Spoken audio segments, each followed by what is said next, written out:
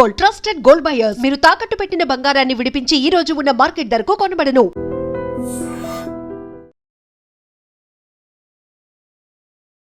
నమస్కారం, welcome to I dream. ధర్మ మార్గం విత్ విజిత కార్యక్రమానికి స్వాగతం.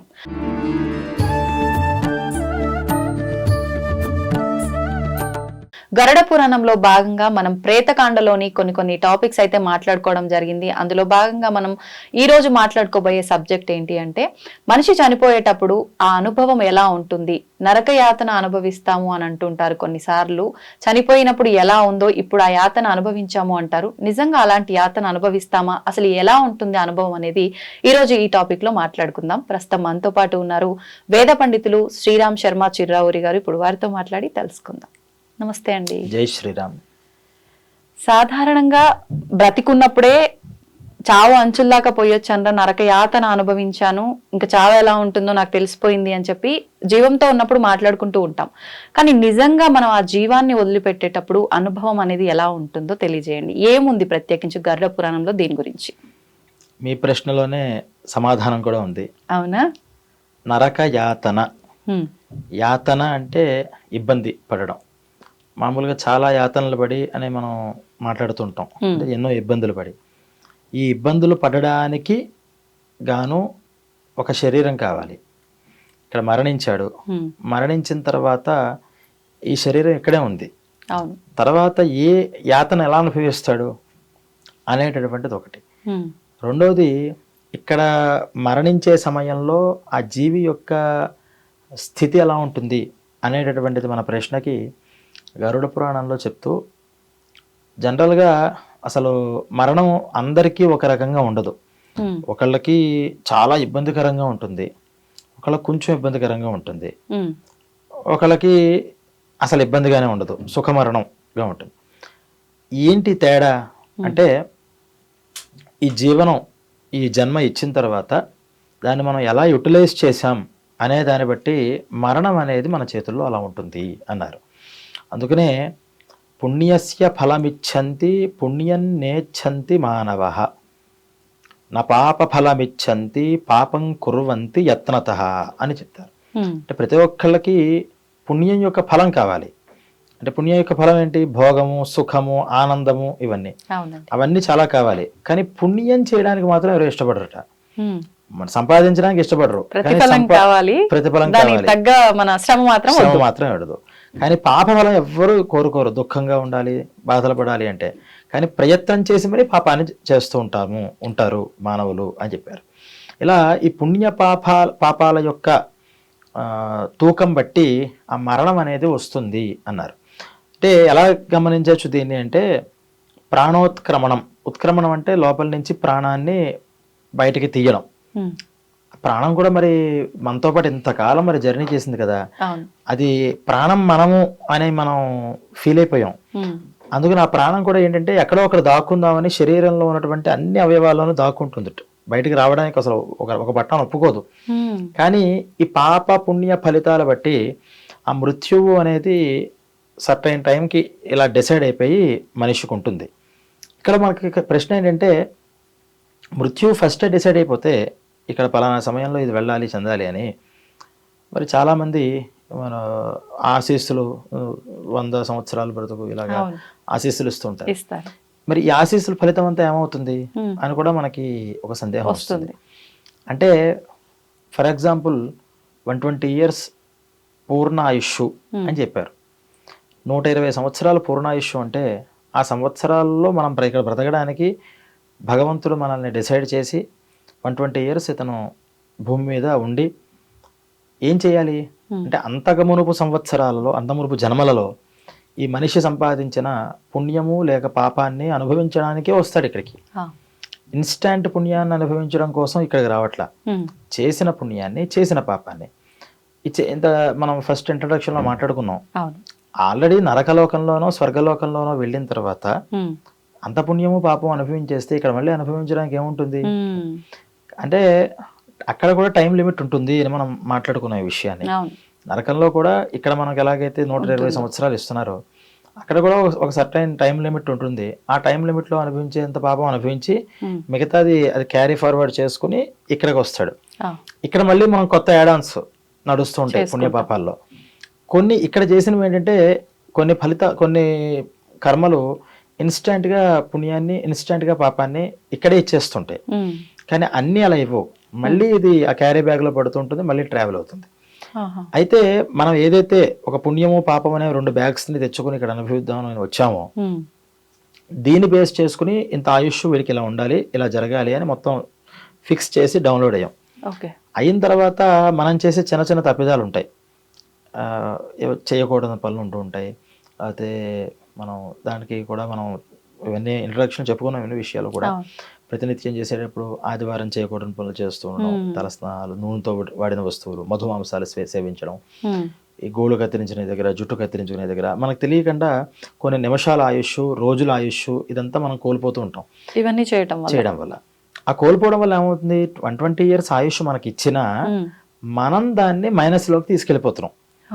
భగవంతుడు అప్పుడు ఇచ్చిన ఆయుష్లో మనం కోల్పోతే ఆయన ఏం చేస్తాడు దాన్ని? కొంతమంది ఏం చేస్తారు, మరి ఆశీర్వచనాలు ఏం చేస్తాయంటే అలా కోల్పోయిన ఆయుష్ను మళ్ళీ పెంచుతాయి. తప్పితే దాన్ని మహామృత్యు అంటారు. ఆ మహామృత్యు అంటే 120 years అంటే 120 years, 121 కూడా వెళ్ళడానికి ఆస్కారం లేదు. ఇంకా ఎంత ఆశీర్వచనాలు చేసినా సాక్షాత్తు పరమాత్మ వచ్చినా. మరి కొంతమంది 500 సంవత్సరాలు ఇట్లా అంటే వాళ్ళ ఆయుష్ అంతవరకు ఉండొచ్చు. అంటే పూర్ణాయుష్ కన్నా నేను అంటుంది పూర్ణాయుష్ 120 years అని ఒక మనిషికి ఉంటే అంటే ఆయుష్. ఇంకా ఒకరికి 1000 years అని ఉంటే 1000 years ఉంటుంది. ఇది ఒక రూలు. అయితే ఈ రూల్ని అతిక్రమించి కూడా ఉన్న వాళ్ళు ఉన్నారు, వాళ్ళు యోగులు. వాళ్ళకి అంటే ఈ రూల్స్ అన్నీ ఎవరికి, ఈ క్యారీ ఫార్వర్డ్ చేసుకుంటూ పుణ్యపాపాలకి బద్ధులైన వాళ్ళకి, అంటే పుణ్యపాపాన్ని అనుభవించడానికి వచ్చిన వాళ్ళకి. ఎప్పుడైతే పుణ్యము పాపము రెండూ కూడా మొత్తం నశింప చేసుకుని రెండూ కూడా పరమాత్మకి ఇచ్చేసి దేనికి అంటి ముట్టనట్టు జీవనం చేస్తున్నారు, అంటే తామరాకు మీద నీటి బొట్టులాగా వ్యవహారం చేసేటటువంటి యోగులు ఎవరైతే ఉంటారో వాళ్ళకి వాళ్ళ జన్మలు కర్మలు అన్నీ వాళ్ళ అధీనంలో ఉంటాయి. వాళ్ళు ఎన్ని సంవత్సరాలు ఉండాలి అంటే అన్ని సంవత్సరాలు ఉంటారు, ఎప్పుడు మరణించాలంటే అప్పుడు మరణిస్తారు, ఎలా పుట్టాలి అనుకుంటే అలా పుడతారు, ఎక్కడ పుట్టాలి అనుకుంటే అక్కడ కూడా పుడుతుంటారు. అందుకని వాళ్ళ చేతిలోనే అంత వాళ్ళ, ఎందుకంటే కర్మకి వాళ్ళు బద్ధులు కాలేదు. ఎక్కడ రాగద్వేషాలు లేవు, ఈర్ష్యాసూయలు లేవు, పుణ్యము పాపము ఏమీ లేవు, అంతా క్లియర్. వాళ్ళు ఎందుకు అంటే లోకాన్ని క్షేమంగా ఉంచడం కోసం మాత్రమే వాళ్ళు ఆయా కర్మలు జన్మలు తీసుకుంటూ ఉంటారు. మనం ఎందుకు బ్రతుకుతున్నాం అంటే నా కోసం, నా కుటుంబం కోసం, నా ఇష్టం కోసం అంటాం. కానీ వాళ్ళు ఎందుకు బ్రతుకుతున్నారు అంటే లోకం కోసం వాళ్ళు జీవన చేస్తుంటారు. అందుకనే వాళ్ళని మహానుభావులు అన్నారు. ఇలా ఈ పుణ్య పాప జన్మలలో మరణం అనేటటువంటిది ఎప్పుడు ఆ సర్టైన్ టైంకి ఏదైతే మనకు చెప్పబడిందో అప్పుడు ఖచ్చితంగా వచ్చేస్తుంది. ఆ వచ్చే ఘడియలు ఎలా ఉంటాయి అని మన గరుడ పురాణంలో చెప్తారంటే, శరీరం అంతా ఫస్ట్ పటుత్వాన్ని, అంటే నేను అంటుంది నార్మల్ డెత్, యాక్సిడెంటల్ డెత్ విషయం అది వేరేది. నార్మల్ డెత్ జరిగేవాడికి శరీరం యొక్క పటుత్వం, అంటే దీంట్లో ఉన్నటువంటి బలం అంతా కూడా తగ్గిపోతూ ఉంటుంది, బుద్ధి మందగిస్తూ ఉంటుంది. ఈ సమయంలో యమభటులు ఇంకా అంత్య సమయం వచ్చింది అని తెలిసిన వెంటనే ఇద్దరు వచ్చి పక్కనే కూర్చుంటారు. ఆ ఇద్దరు ఆ మరణిస్తున్న వ్యక్తికి మాత్రమే కనిపిస్తారు అంటుంది. వాళ్ళు ఎలా ఉంటారు అంటే వంకర ముఖాలతో ఎర్రటి కళ్ళు పెట్టుకొని చాలా నల్లగా ఉంటారట. చేతిలో రకరకాల ఆయుధాలు, అవి సమెటల్లాగా, సుత్తిలాగా, బడిసెలాగా, ఖడ్గం, ఇలా ఆయుధాలతో వాళ్ళు ఉంటారు. పాశాన్ని పట్టుకుని వస్తారు. వాళ్ళు ఎలా అంటే పళ్ళు కొరుకుతూ చాలా కోపంగా అసహ్యంగా, నీలాంటి పాపాత్ముడిని తీసుకెళ్ళడానికి వచ్చాను నేను అని ఎవరైతే మహాపాపి మరణిస్తాడో వాడి దగ్గరికి వచ్చి చాలా కోపంగా చూస్తారట. అంటే వాళ్ళ యమభటులైనా ఈ పాపిని తీసుకెళ్లాలంటే వాళ్ళకు కూడా చిరాకు, వాళ్ళకి అంత జుగుప్సలా కనిపిస్తుంది. తప్పట్లేదు, మాకేదో డ్యూటీ కాబట్టి వస్తున్నామని వాళ్ళకు ఉన్నటువంటి ఆ ఫ్రస్ట్రేషన్ అంతా కూడా వీడి మీద చూపిస్తుంటారు. వాళ్ళు ఎక్కడికి వస్తే అక్కడ పరమ దుర్గంధం ఉంటుందట. ఆ బ్యాడ్ స్మెల్ తట్టుకోలేము. ఆ బ్యాడ్ స్మెల్ సమయంలో అసలు వాళ్ళ అరుపులు, వాళ్ళు అరుస్తూ ఉంటారు. ఆ అరుపులు చూసి ఇంకొంచెం భయకంపితులై అప్పటిదాకా భయపెట్టడానికి, ఈ జీవి చూస్తేనే వాళ్ళకి, అంటే పాపిని చూసినా అసహ్యించుకునేంత పరిస్థితుల్లో వాళ్ళు వాళ్ళు ఉంటారు. అంటే ఈ పాప అంత నీచమైన వాడు అని మనం అనుకోవాలి, అంటే మహాపాపాలు చేసిన వాళ్ళు. అలా పాపాలు చేసిన వాళ్ళు వచ్చి వాళ్ళు అక్కడి నుంచి అరుస్తూ ఉంటే ఈ భయానికి ఇంకా నా ప్రాణం పోతోంది అని అర్థమవుతుంది. శరీరం అంతా కూడా ఈ ఊపిరి ఆడని పరిస్థితి అంతా కూడా లోపల శ్లేష్మం అడ్డుపడడం, జఠరాగ్ని లోపల అది మందగించిపోతూ ఉంటుంది. ఆ అగ్ని సక్రమంగా ఉంటే మనం బాగానే ఉంటాం. అది మందగించిపోతున్నప్పుడు శరీరంలో ఉన్నటువంటి మార్పులు, రకరకాల ద్రవాలన్నీ లోపల వస్తూ ఉంటాయి. ఇలా ఉన్న తరుణంలో ఈ ప్రాణం ఏం చేస్తుందంటే, అమ్మ వీళ్ళు వచ్చారు, మనం ఎక్కడో ఒకటి దాక్కోవాలి అని సెల్ఫ్ డిఫెన్స్ జరుగుతూ ఉంటుంది. ఇది ఎక్కడో అక్కడ ఏదో శరీర భాగంలో వేళ్ళు కొనల్లోనూ గోళ్లలోనూ ఎక్కడో ఒకటి దాక్కోవడానికి ప్రయత్నం చేస్తుందట. కానీ వాళ్ళ యమభటులకు ఉన్నటువంటి ఒక విద్య ఏంటంటే, మనిషి శరీరం చూడడంతోనే ఎక్స్రే జరుగుతుంది, ప్రాణం ఎక్కడ ఉందో అక్కడ కరెక్ట్గా పాశం వేసి దాన్ని లాగేయగలుగుతారు. అలా ఈ ప్రాణం తప్పించుకోవడానికి ప్రయత్నం చేస్తుంటే వాళ్ళు ఆ పాశం వేసి దాన్ని యాంకర్ వేసి ఇలా లాగినట్టుగా దాన్ని లాగుతూ ఉంటే, మనం గతంలో చెప్పుకున్నట్టు అప్పుడు ఆ నొప్పిని తట్టుకోలేక ఆ ప్రాణాన్ని బయటికి వస్తున్నప్పుడు విపరీతమైనటువంటి 1000 తేళ్లు కొట్టినటువంటి ఆ నొప్పిని అనుభవిస్తూ ఉంటాడు. ఒక పక్కన ఈ భయంతో ఏదైనా అరుద్దామంటే గొంతేమో పెగలదు. చుట్టుపక్కల ఉన్నటువంటి తల్లి, తండ్రి, బిడ్డ వీళ్ళందరూ కనిపిస్తూ ఉంటారు. వాళ్ళ మీద ఉన్నటువంటి వాంఛలు, ఆ వాత్సల్యం, వదిలేసి వెళ్ళిపోతున్నానే అని చాలా బాధతో తన చేతిలో ఏది లేక అక్కడి నుంచి ఆ ప్రాణాన్ని బయటకి పెట్టేస్తారట. బయటకు లాగిన తర్వాత ఇప్పుడు ఏం చేయాలి అంటే, ఫస్ట్ ఇతన్ని యముడి దగ్గరికి తీసుకెళ్ళాలి. తీసుకెళ్ళడం కోసం మరి శరీరం లేదు కదా, ఈ శరీరం లేదు కాబట్టి అతనికి మనం గతంలో ఇప్పుడు చెప్తున్న కాండ అంతా కూడా ప్రేత కాండ. ఈ ప్రేత అనేటటువంటి ఒక యాతన శరీరాన్ని ఇస్తారు. అందుకనే నరక యాతన, ఈ యాతనలు అనుభవించడానికి ఒక శరీరాన్ని ఇస్తారు. అసలు బయటికి తీసేసిన వాడు ఎంత ఉంటాడో, ఆ యాతనా శరీరం ఎంత ఉంటుంది అంటే కరెక్ట్గా ఎంత ఉంటుంది, అంగుష్టం అంత ఉంటుంది అంతే. ఈ అంగుష్టం అంత ఉన్న శరీరాన్ని తీసుకొచ్చి దాంట్లోకి ఈ జీవిని పెట్టి దాన్ని పాశాలతో కట్టి లాక్కుపోతూ ఉంటారట పైకి.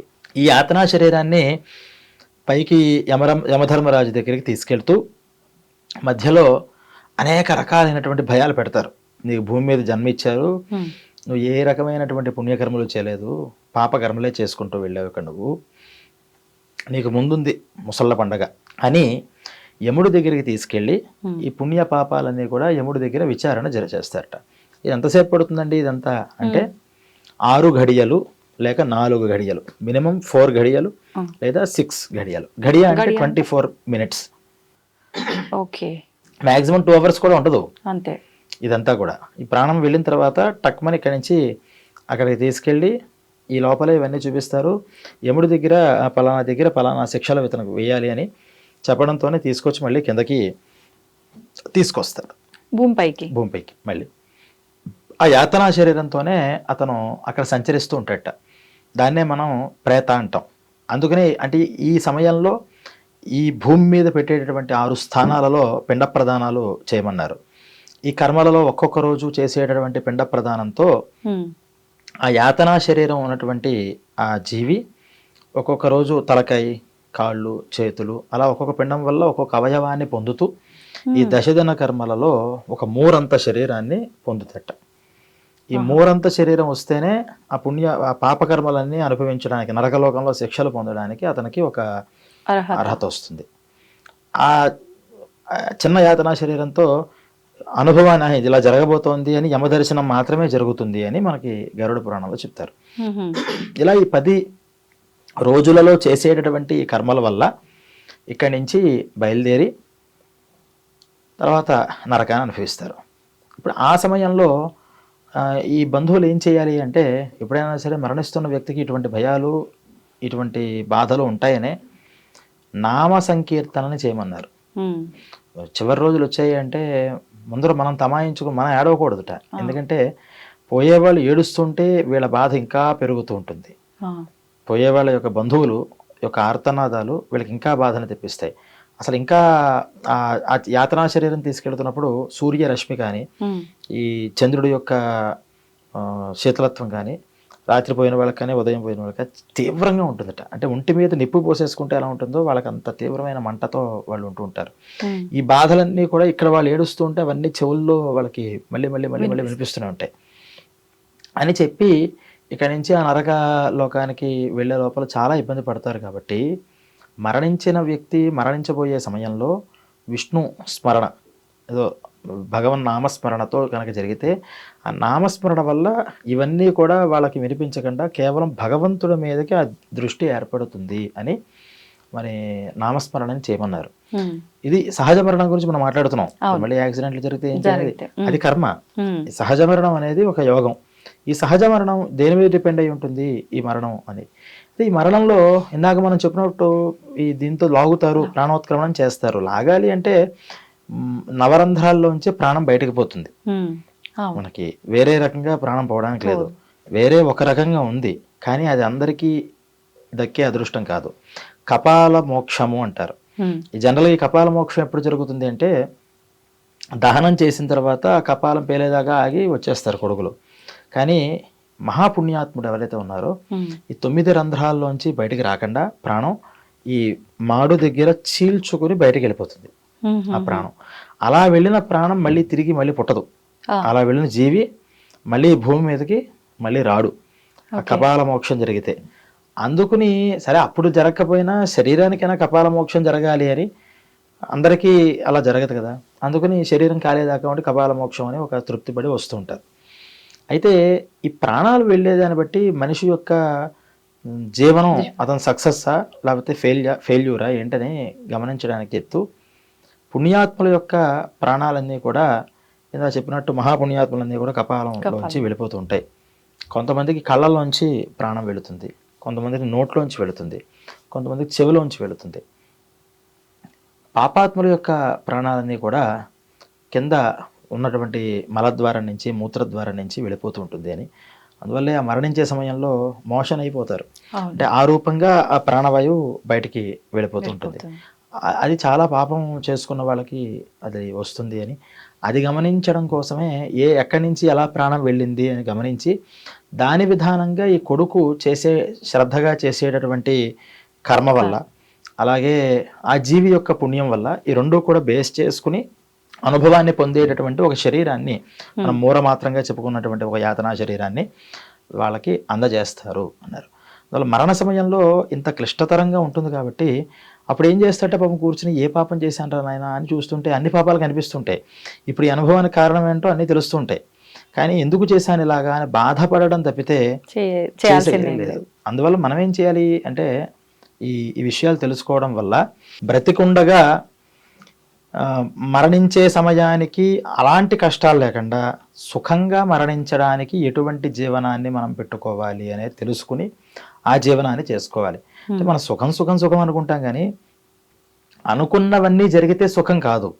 మనకి శాస్త్రాల్లో సుఖం అంటే మాటకు అర్థం ఏంటంటే ఎలా ఉండాలి అని మనకి ఒక ధర్మం చెప్తోందో అలా ఉండడమే సుఖం. నా మనస్సు ఇలా ఉండాలి అని అనుకుంటే అలా ఉంటే సుఖం అనుకుంటే మరి ఈ జీవనం అంతా కూడా సుఖం ఎప్పుడు దుఃఖమే. మనం అనుకున్నట్టు ఇది జరగదు. అందుకని పద్ధతులు ఏంటో తెలుసుకుని ఆ పద్ధతి ప్రకారంగా ఒక జీవనాన్ని ఒక లైఫ్ స్టైల్ని పెట్టుకోవడం, క్యారెక్టర్ని పెట్టుకోవడం, బిహేవియర్ని పెట్టుకోవడం వీలైనంత వరకు మంచిగా. ఇక్కడేమి నువ్వంతా ఎప్పుడూ కూడా పూజలు పునస్కారాలు అంటూ తిరుగుతూ కూర్చోవాలను లేకపోతే నువ్వు భేదగా ఉండాలని ఇలాంటి మాటలేమి ధర్మాలు చెప్పలేదు. నువ్వు ఆనందంగా ఉండు, కాకపోతే నీ ఆనందం పక్క వాళ్ళని ఇబ్బంది పెట్టకూడదు, పక్కన ప్రకృతిని కూడా ఇబ్బంది పెట్టకూడదు. నేను చెట్లను పాడు చేసేస్తా, నీళ్ళని పాడు చేసేస్తా, దేన్ని పాడు చేయకు, ఎవరి ఆనందాన్ని చెడగొట్టకుండా నువ్వు ఆనందంగా ఉండు అని చెప్పారు. ఈ ఆనందం అనేటటువంటిది ఒక్కొక్కరికి ఒక తీరులో ఆ ఆనందం అనేది కనిపిస్తూ ఉంటుంది. అందరి ఆనందాలు ఒక రకంగా ఉండవు కదా. అందువల్ల ప్రపంచంలో మనం ఇప్పుడు చూస్తే ఇప్పుడు ఆనందం ఏంటి మన దృష్టిలో అంటే పక్కవాడిని హింసించడమే ఆనందంగా ప్రవృత్తులు మారిపోతున్నాయి. అలా ఎప్పుడైతే జరిగిందో ఖచ్చితంగా మనకి కూడా అటువంటి దుర్గతులే చివరిలో వస్తాయి. అంటే మరణమే అలా ఉంది అంటే మరణం తర్వాత ఉండేటటువంటివి ఏంటి అనేది మనం తెలుసుకుంటే మనం చాలా జాగ్రత్తలు తీసుకోవాల్సిన ప్రేరణ మనకి ఖచ్చితంగా కలుగుతుంది. అది మరణం ఆసన్న అంటే మరణం సమయంలో మరణం ఆసన్నమైనప్పుడు ఆ జీవికి ఉండేటటువంటి కష్టాలన్నీ కూడా క్లుప్తంగా మనకి ఇలా గరుడ పురాణంలో చెప్పారు. అంటే గరుడ పురాణం తెలుసుకుంటే మార్పు వస్తుంది అన్నారు, కానీ నిజంగా ఇన్ని విన్న తర్వాత ఖచ్చితంగా ఫస్ట్ అయితే భయం కలుగుతుంది ఎవరిలో అయినా. భయం కలిగిన తర్వాతే ఏం చెయ్యాలి అనే ఆలోచన మొదలవుతుంది. నాకైతే నిజంగా భయం అనిపించింది ఇదంతా వింటుంటే. అంటే భయంతో అన్నా అంటే మనిషికి భయభక్తులు ఉండాలి. అవును. అయితే భక్తితో అన్నా మారాలి, లేదా భయంతో అన్నా మారాలి. రెండిటికి మారడం అంటే ఖచ్చితంగా శిక్షని అనుభవిస్తాడు. ఎంత అమూల్యమైన జన్మండి ఇది. తీసుకొచ్చింది దేనికోసం, ఇక్కడ మనం వచ్చింది దేనికోసం అంటే, మనం నిన్న చెప్పుకున్నాం నిన్నటి ఎపిసోడ్లో, అది గరుత్మంతుడు మాట్లాడుతూ ఈ అదృష్టం ఎవరికి లేదు, భూమి మీద పుట్టే అదృష్టం. ఎందుకంటే ఎవరికి కూడా చేసిన కర్మలు అనుభవించడం తప్పితే కొత్త కర్మలు ఇక్కడ అనుభవించడానికి ఆస్కారం వేరే లోకాల్లో లేవు, భూమి మీదే ఉన్నాయి. అందుకనే భూమి మీద కూడా మనకి డివిజన్స్ చేస్తూ పుణ్యాత్ములందరూ ఎక్కడ పుడతారు అంటే, తే సుభాగ్యా సుధన్యాశ్చ ఏషాం పితర జీవతి అని గోల్డెన్ స్పూన్తో పుట్టారంటారు. అలా గోల్డెన్ స్పూన్తో పుట్టేస్తారట. అంటే పుణ్యం చేసుకున్న వాళ్ళంతా కూడా వాళ్ళకేమి కష్టాలు తెలియవు. బై బర్త్ వాళ్ళకి ఐశ్వర్యం ఉంటుంది, ఆరోగ్యం ఉంటుంది, సంపద ఉంటుంది, అన్నీ ఉంటాయి. కానీ తర్వాత నీకు లైఫ్ పుట్టావు, కేవలం భోగాన్ని అనుభవిస్తావా లేదా ఇంకేదైనా నెక్స్ట్ కూడా ఏదైనా డిపాజిట్ అయినా చేసుకుంటావా అనేటటువంటిది ఉంటుంది. నేనేం చేయండి ఉన్నదంతా వాడేసిన తర్వాత మళ్ళీ నువ్వు బికార్ అయిపోతావు. 100 కోట్ల అధిపతి అయినా సరే సంపాదన చేయకుండా ఉన్నదంతా తరుగుతూ అనుభవిస్తూ కూర్చుంటే ఏడాదిలో ముష్టిపడైపోతాడు. ఈ అనుభవించే ప్రాసెస్ లో చాలా మంది చేస్తున్న తప్పు పాపాన్ని పోగు చేసుకుంటారు, జల్సాల పాలైపోయి. డెఫినెట్ గా కొత్త పాపాలు ఇంకా యాడ్ అవుతాయి, ఉన్నదంతా అరిగిపోతుంది, తర్వాత ఉండదు. అందువల్ల అలాంటి వాళ్ళు ఇక్కడ అంటే 3 రకాలుగా చెప్తే, యక్షుల కింద, కిన్నెరుల కింద, కింపురుషుల కింద ఈ ఎక్కువ పుణ్యం చేసిన వాళ్ళు అలాగా, అంటే కేవలం భోగమే ఇక్కడ, ఇంకా ఏమాత్రమూ దుఃఖం ఉండదు. ఇంకా కొంచెం తక్కువ పాపం ఎక్కువ పుణ్యం చేసిన వాళ్ళేమో ఇలా ఐశ్వర్యవంతులు, అలాగే పెద్ద పెద్ద కుటుంబాలు అంటాం, చాలా పెద్ద కుటుంబాలు, చాలా గొప్ప స్థితిలో అలా వాంటి కుటుంబాల్లో జన్మని ఎత్తుతూ ఉంటారు. మరి ఈ పుణ్యవంతులు ఏమవుతారు అంటే, వీళ్ళంతా కూడా ఇక్కడ ఇంకో ప్రశ్న ఉంది. పుణ్యంలో కూడా 2 రకాలు ఉన్నాయి. ఒకటి భోగాన్ని అనుభవించాలి అని చేసే పుణ్యం, ఒకటి నేను అసలు ఈ పుట్టుక, ఈ మరణం అనేటటువంటి సైకిల్ నుంచి బయటికి రావాలి నేను అని జ్ఞానం ఉంటాం కదా, ఆ జ్ఞానం కోసం చేసే పుణ్యం. ఈ 2 పుణ్యాలు తేడా ఉంది. మళ్ళీ ఈ భోగాన్ని అనుభవించడం కోసం చేసే పుణ్యం అంటే, ఒక ఇంట్లో ఒక శ్రీమంతురాలు ఉంటారు, వాళ్ళు భర్తలకేమీ సంపాదన తప్పితే పూజలే ఉండవు.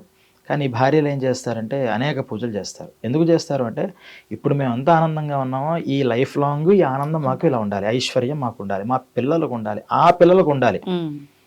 ఇంకొంచెం అప్డేట్ అయిన వాళ్ళు ఏం చేస్తారు, నెక్స్ట్ జన్మలో కూడా మేము ఇలాగే ఉండాలి, మాకు ఇలాంటి జన్మే రావాలి, ఎందుకంటే మేము సౌఖ్యంగా ఉన్నాము అని కోరుకునే పుణ్యం. అంటే వీళ్ళ పుణ్యకర్మ అంతా దేనికోసం ఉంది, సుఖం, భోగాన్ని అనుభవించడం కోసం ఉంది. అది తప్ప అంటే కాదు, అదొక రకమైన మైండ్ సెట్. ఇంకో రకమైన పుణ్యాత్ములు ఏం చేస్తారు, వాళ్ళు ఏ పుణ్యం కర్మ చేస్తున్నా ఈ పుణ్యకర్మ యొక్క ప్రభావం మాకు ఇంకో జన్మ లేకుండా చేయాలి, జన్మరాహిత్యాన్ని తీసుకుని రావాలి. ఎన్నో పాపాలు చేశాం కదా, ఈ పుణ్యకర్మ ఆ పాపాన్ని తొలగించాలి. అప్పుడు అలా ఆటోమేటిక్గా ఈ పుణ్యం ఆ పాపాన్ని తొలగిస్తూ ఉంటే 2 మైనస్ అయిపోతూ ఉంటాయి అని చేస్తారు. ఇప్పుడు భగవంతుడు ఎంత వైచిత్రి ఉందంటే భగవంతుడికి, ఇప్పుడు ఇందాక ఫస్ట్ కేటగిరీ పీపుల్ ఎవరైతే భోగం కోసం పుణ్యం చేస్తున్నారో వాళ్ళని ఇలా ధనవంతులు, శ్రీమంతులు,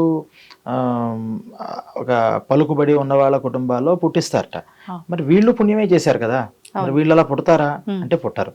వీళ్ళు ఎలా పుడతారు అంటే, సాత్విక జీవనం, దైవపరంగా ఆలోచనలు చేసుకుంటూ, ఓ దైవారాధన, క్షేత్రాలు, తీర్థాలు అక్కడక్కడ ఉండేలాగా, ఎల్లప్పుడూ అంటే ఉదయం లేచినప్పటి నుంచి రాత్రి దాకా వేరే అవకేషన్ లేకుండా దేవుడితోనే కాంటాక్ట్ అయ్యేటటువంటి జన్మలు, అలా ఈ పుణ్యాత్మలు పుట్టిస్తారట. వీళ్ళకేమో డబ్బు ఉండదు. మరి డబ్బే సుఖం అంటే కాదు, పుణ్యం ఇచ్చేది డబ్బేనా అంటే కాదు. వీడు ఈ దృష్టితో ఉన్నాడు కాబట్టి వాడికి అది కావాల్సిన జన్మని ఇస్తాడు, వాళ్ళు ఆ దృష్టితో ఉన్నారు కాబట్టి ఆ జన్మని వాళ్ళకి ఇస్తూ ఉంటారు. ఇలా పుణ్య పాపాలను రెండింటిని ఇస్తారు.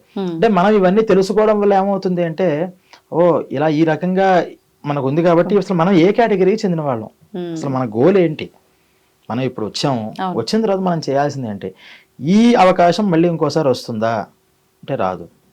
ఒకసారి రావడమే కష్టం. ఇది ఎన్నో జన్మలు ఎత్తితేనే లభిస్తుంది మానవ జన్మ. ఇది మనం సక్రమంగా యూటిలైజ్ చేసుకో, అనుభవించు. తప్పుగా అంటే సుఖం అన్ని అనుభవించడానికి రకరకాల, ప్రతి దగ్గర గుడ్ ఆర్ బ్యాడ్ ఉంటుంది కదా, అవును. ప్రతి దగ్గర ప్రతి విషయంలోనూ ఉంటుంది. ఆహారాన్ని స్వీకరించే దగ్గర నుంచి, ఒక సినిమాని చూసే దగ్గర నుంచి, లేదా ఒక గేమ్ ఆడే దగ్గర నుంచి, ప్రతి దగ్గర కూడా గుడ్ వేలో వెళ్ళి నీ సుఖాన్ని అనుభవించు. బ్యాడ్ వేలో బాగా అలవాటు పడిపోయింది మనసు, నాకు అలా వెళ్ళాలనిపిస్తుంది అంటే దాన్ని కంట్రోల్ చేసుకో. కంట్రోలింగ్ అనేది ఇప్పుడు అసలు మనకి మన పిల్లల దగ్గర నుంచి మనం నేర్పించట్లా. అడిగితే అడిగినట్టు దాన్ని చేయడం. పూర్వం అడిగిన దాన్ని మంచి అయితే చేసేవారు, లేకపోతే ససేమిరా కాదని చెప్పేవారు. మరి ఇప్పుడు మనం ఎంతమంది పిల్లలకి నో అని చెప్పగలుగుతున్నాం? లేదు, నో అనే పదమే లేదు. వాళ్ళు ఏం అడిగితే నేను చేయడం, అంతా వాళ్ళ సుఖం చేయడం. ఇంకా మనం మన స్వార్థానికి వాళ్ళకే ముందుగా ఇది చేస్తే ఇది ఇస్తారా నీకు, పాస్ అయ్యావంటే ఇది కొనిస్తారా నీకు, మనం లంచాలు అలవాటు చేస్తున్నాం. అంటే రాను రాను ఈ కలియుగం యొక్క పరిస్థితి పుట్టుక నుంచి, పెంపకం నుంచి అన్ని దానికి అనుగుణంగా మారినప్పుడు అసలు పుణ్యం గురించి, పాపం గురించి ఇప్పుడు చెప్తే ఎవరు వినే పరిస్థితిలో ఉంది? అంటే అసలు వినే పరిస్థితే లేదు. కానీ అంత మాత్రాన్ని ఇది అబద్ధమా అంటే మనకు కనిపిస్తోందిగా, ప్రతి విషయంలోనూ మనం అనుభవిస్తున్నాం. ప్రతి విషయంలోనూ అంటే ప్రతి యాక్షన్కి రియాక్షన్ ఉంటుంది అనే విషయం అందరూ ఒప్పుకోవాల్సిందే. మరి మనం చేస్తున్న ఈ పాపం అనే యాక్షన్కి రియాక్షన్ ఎలా ఉంటుంది? ఎక్కడ అనుభవిస్తామండి అంత అంటే, ఇక్కడ అన్ని అనుభవిస్తే ఆల్రెడీ చేసిన దాని అనుభవం ఎక్కడిది? ఆల్రెడీ చేసి అనుభవించడానికి వచ్చావు, ఫస్ట్ ప్రయారిటీ దాని మీదే ఉంటుంది. ఇప్పుడు యాడ్ అవుతుంది తప్పితే ఇమీడియట్ రాదు. అందుకనే గుడ్ చేసి అన్ని పాపాలు చాలా చేస్తున్నారని వాళ్ళకి ఏం అవ్వట్లేదు అని మనం అనుకుంటూ ఉంటాం చాలా మంది చూసి. ఏం అవ్వట్లేదు అంటే ఇది ఇమీడియట్ దీన్ని అనుభవించడానికి వస్తే ఆల్రెడీ ఏది అనుభవించాలని ఇక్కడికి వచ్చాడో అది మళ్ళీ ఫార్వర్డ్ అయిపోతుంది. అది ఎప్పుడు కూడా దాన్ని ఏమంటారు అంటే ఆగామి, సంచితం, ప్రారబ్ధము అని 3 రకాలు పాపాలు. ఈ పాపమైనా పుణ్యమైనా ఈ ఆగామిక ఈ సంచితం ఏదైతే ఉందో ఆ సంచితాన్ని, ప్రారబ్ధాన్ని అనుభవించడం కోసం వస్తారు. ప్రారబ్ధాన్ని డెఫినెట్లీ అనుభవించాల్సిందే. అది వేరే రకంగా నేను పుణ్యాలు చేశాను, ప్రాయశ్చిత్తాలు చేశాను అంటే ప్రారబ్ధం పోదు. దానికి ప్రయారిటీ ఇస్తారు. అంటే గత జన్మల్లో చేసినటువంటి పాప పుణ్యాలు అనుభవమే ఇప్పుడు ప్రయారిటీ. అందువల్ల ఇప్పుడు నేను చాలా పాపాలు చేశాను అయినా నేను సుఖంగా ఉన్నాను అంటే ఇప్పుడు చేసిన దానికి ఎఫెక్ట్ ఇమీడియట్ ఇప్పుడు నీకు రాదు. ఇది మళ్ళీ నెక్స్ట్ నీకు ట్రాన్స్ఫర్ అవుతుంది. ఆల్రెడీ చేసింది ఇప్పుడు అనుభవిస్తున్నావు కాబట్టి ఇన్ని పాపాలు చేసినా నీ పుణ్యాన్ని అనుభవించే టైం స్పేస్ లో ఇప్పుడు ఉన్నావు కాబట్టి పుణ్యాన్ని అనుభవిస్తావు. కొంతమంది ఎన్నో పుణ్యాలు చేస్తారు కానీ దుఃఖాలు అనుభవిస్తూ ఉంటారు. ఇన్ని కష్టాలు, మేము ఎన్ని పూజలు చేస్తున్నాం అండి, కనిపించిన ప్రతి ఒక్కరికి మా ఆయన ఎప్పుడు ఎవరికి ఇది కాదనకుండా ఎంతో హెల్ప్ చేశాడు. కానీ అతి తక్కువ కాలంలో ఆయనకి ఎంతో అనారోగ్యాలు తీసుకొచ్చి భగవంతుడు తీసుకెళ్ళిపోయాడు. ఎందుకు ఇది జరిగింది అని అంటే అతను లైఫ్ స్పాన్ అంతే ఉంది. ఆ లైఫ్ స్పాన్ లో అతను చాలా గొప్పగా యూటిలైజ్ చేసుకున్నాడు దాన్ని. అంటే ఇన్ని పుణ్యాలు మనకు కనిపిస్తున్నాయి కదా, మనకు కనిపించే ఇన్ని పుణ్యాలు కూడా ఆయన ఆ లైఫ్ స్పాన్ లో చేసేసాడు. అంటే నెక్స్ట్ జన్మకి మళ్ళీ యాడ్ చేసేసుకుని వెళ్ళిపోయాడు. కాకపోతే మనకు అది బాధగా ఉంటుంది, సగంలో వెళ్ళిపోయాడే, ఇన్ని కష్టాలు పడ్డాడే, శరీరంగా కష్టాలు పడ్డాడే అని. ఈ కష్టాలు, ఈ పుణ్యం ఎఫెక్ట్ వల్ల ఆ కష్టాలు పోతాయి అని మనం అనుకోకూడదు. పడాలి అని ఏదైతే ఒక పాపాన్ని తీసుకొచ్చామో ఆ పాపంతో ఆ మరణ సమయంలో ఆ కష్టాలు అనుభవిస్తున్నాడు, అక్కడితో అకౌంట్ క్లోజ్. ఈ కొత్తగా అతను ఎర్న్ చేసిన ఈ పుణ్యం భారీ స్థాయిలో ఉంది కాబట్టి ఖచ్చితంగా అతనికి మళ్ళీ ఉత్తమమైనటువంటి గతులు లభిస్తాయి అని ఈ పాప పుణ్యము అనేటటువంటి ఒక కాన్సెప్ట్ ని బలంగా మన చిన్నప్పటి నుంచి మనకి భారతదేశంలో నాటారు. ఇప్పుడు నాటే పరిస్థితి ఎక్కడ? అసలు అంత నాటే ఫార్మింగ్ చేసే అంత తీరిక మొదటి తల్లిదండ్రులకు ఉందా? లేదు, పిల్లలకు అసలు లేదు. చెప్పినా ఇది చిన్నప్పటి నుంచి రావాల్సిన విషయాలు. ప్రతి దగ్గర కూడా అలా చేయకూడదు, ఇలా చేస్తే ఇది మన పళ్ళు దగ్గర నుంచి కూడా పళ్ళు కడిగి ఇవ్వకూడదు, కడిగి ఇవ్వాలి, ఊరికి అలా ఇవ్వకూడదు, కడగాలి, కడిగి ఇవ్వకపోతే నీకు ఇలా వస్తుంది, ఫలానా దోషం వస్తుంది, ఫలానా దోషం, ప్రతి దగ్గర దోషం చెప్పేవారు. రాత్రిపూట తల దువ్వుకోకూడదు, దువ్వుకుంటే నీకు ఫలానా దోషం. అంటే ఇప్పుడు ఎందుకు చేయాలి, ఎలా ఇది ప్రూవ్ చేయి అనేటటువంటి ఒక క్వశ్చనింగ్ వస్తుంది. అన్నీ మనకి ప్రూవ్ అవ్వవు. ఎందుకు అవ్వవు అంటే ఇన్స్టాంట్ గా ఇప్పుడు కరెంట్ ఇలా ముట్టుకుంటే షాక్ ఇప్పుడే కొడుతుంది తప్పితే అది అది కొన్ని సంవత్సరాల తర్వాత, కొన్ని నెలల తర్వాత కొట్టదు, అది ఇన్స్టాంట్. కానీ ఈ పాప పుణ్యాలు అనే కాన్సెప్ట్ ఏంటంటే ఆల్రెడీ మనం మోసుకొచ్చిన వాటిని అనుభవించే తరుణంలో ఉన్నాం. అదే డౌన్లోడ్ అవుతుంటుంది, కొత్తగా యాడ్ అయిందేమో యాడ్ అవుతుంది. కొన్ని సివియర్ పాపాలు ఉంటాయి, కొన్ని అంటే ఎలా చెప్పాలి అంటే ఒక సర్పం, దేవతా సర్పం, చాలా గొప్ప సర్పం అది. ఆ సర్పాన్ని మనం చంపేసాం. ఆ చంపిన యొక్క తీవ్రత అంటే ఇంటెన్షన్ దాన్ని చంపావా, లేకపోతే ఏదో ప్రమాదవశాలు చంపావా, సరే చంపుతుంటే ఒక దెబ్బ ఏంటారు అన్నవా అనే దాన్ని బేస్ చేసుకుని ఆ పాపం అనేది ఒక తీవ్రతరంగా వస్తుంది. తీవ్రతరంగా వచ్చినప్పుడు ఈ పాపం కొన్ని లక్షల జన్మలు వెళ్ళాలన్నా సరిపోదు. కొన్ని లక్షల జన్మలు మనం ఎత్తినా ఈ పాపమే అనుభవించాలి, అంత సివియర్గా ఉంది ఆ పాపం.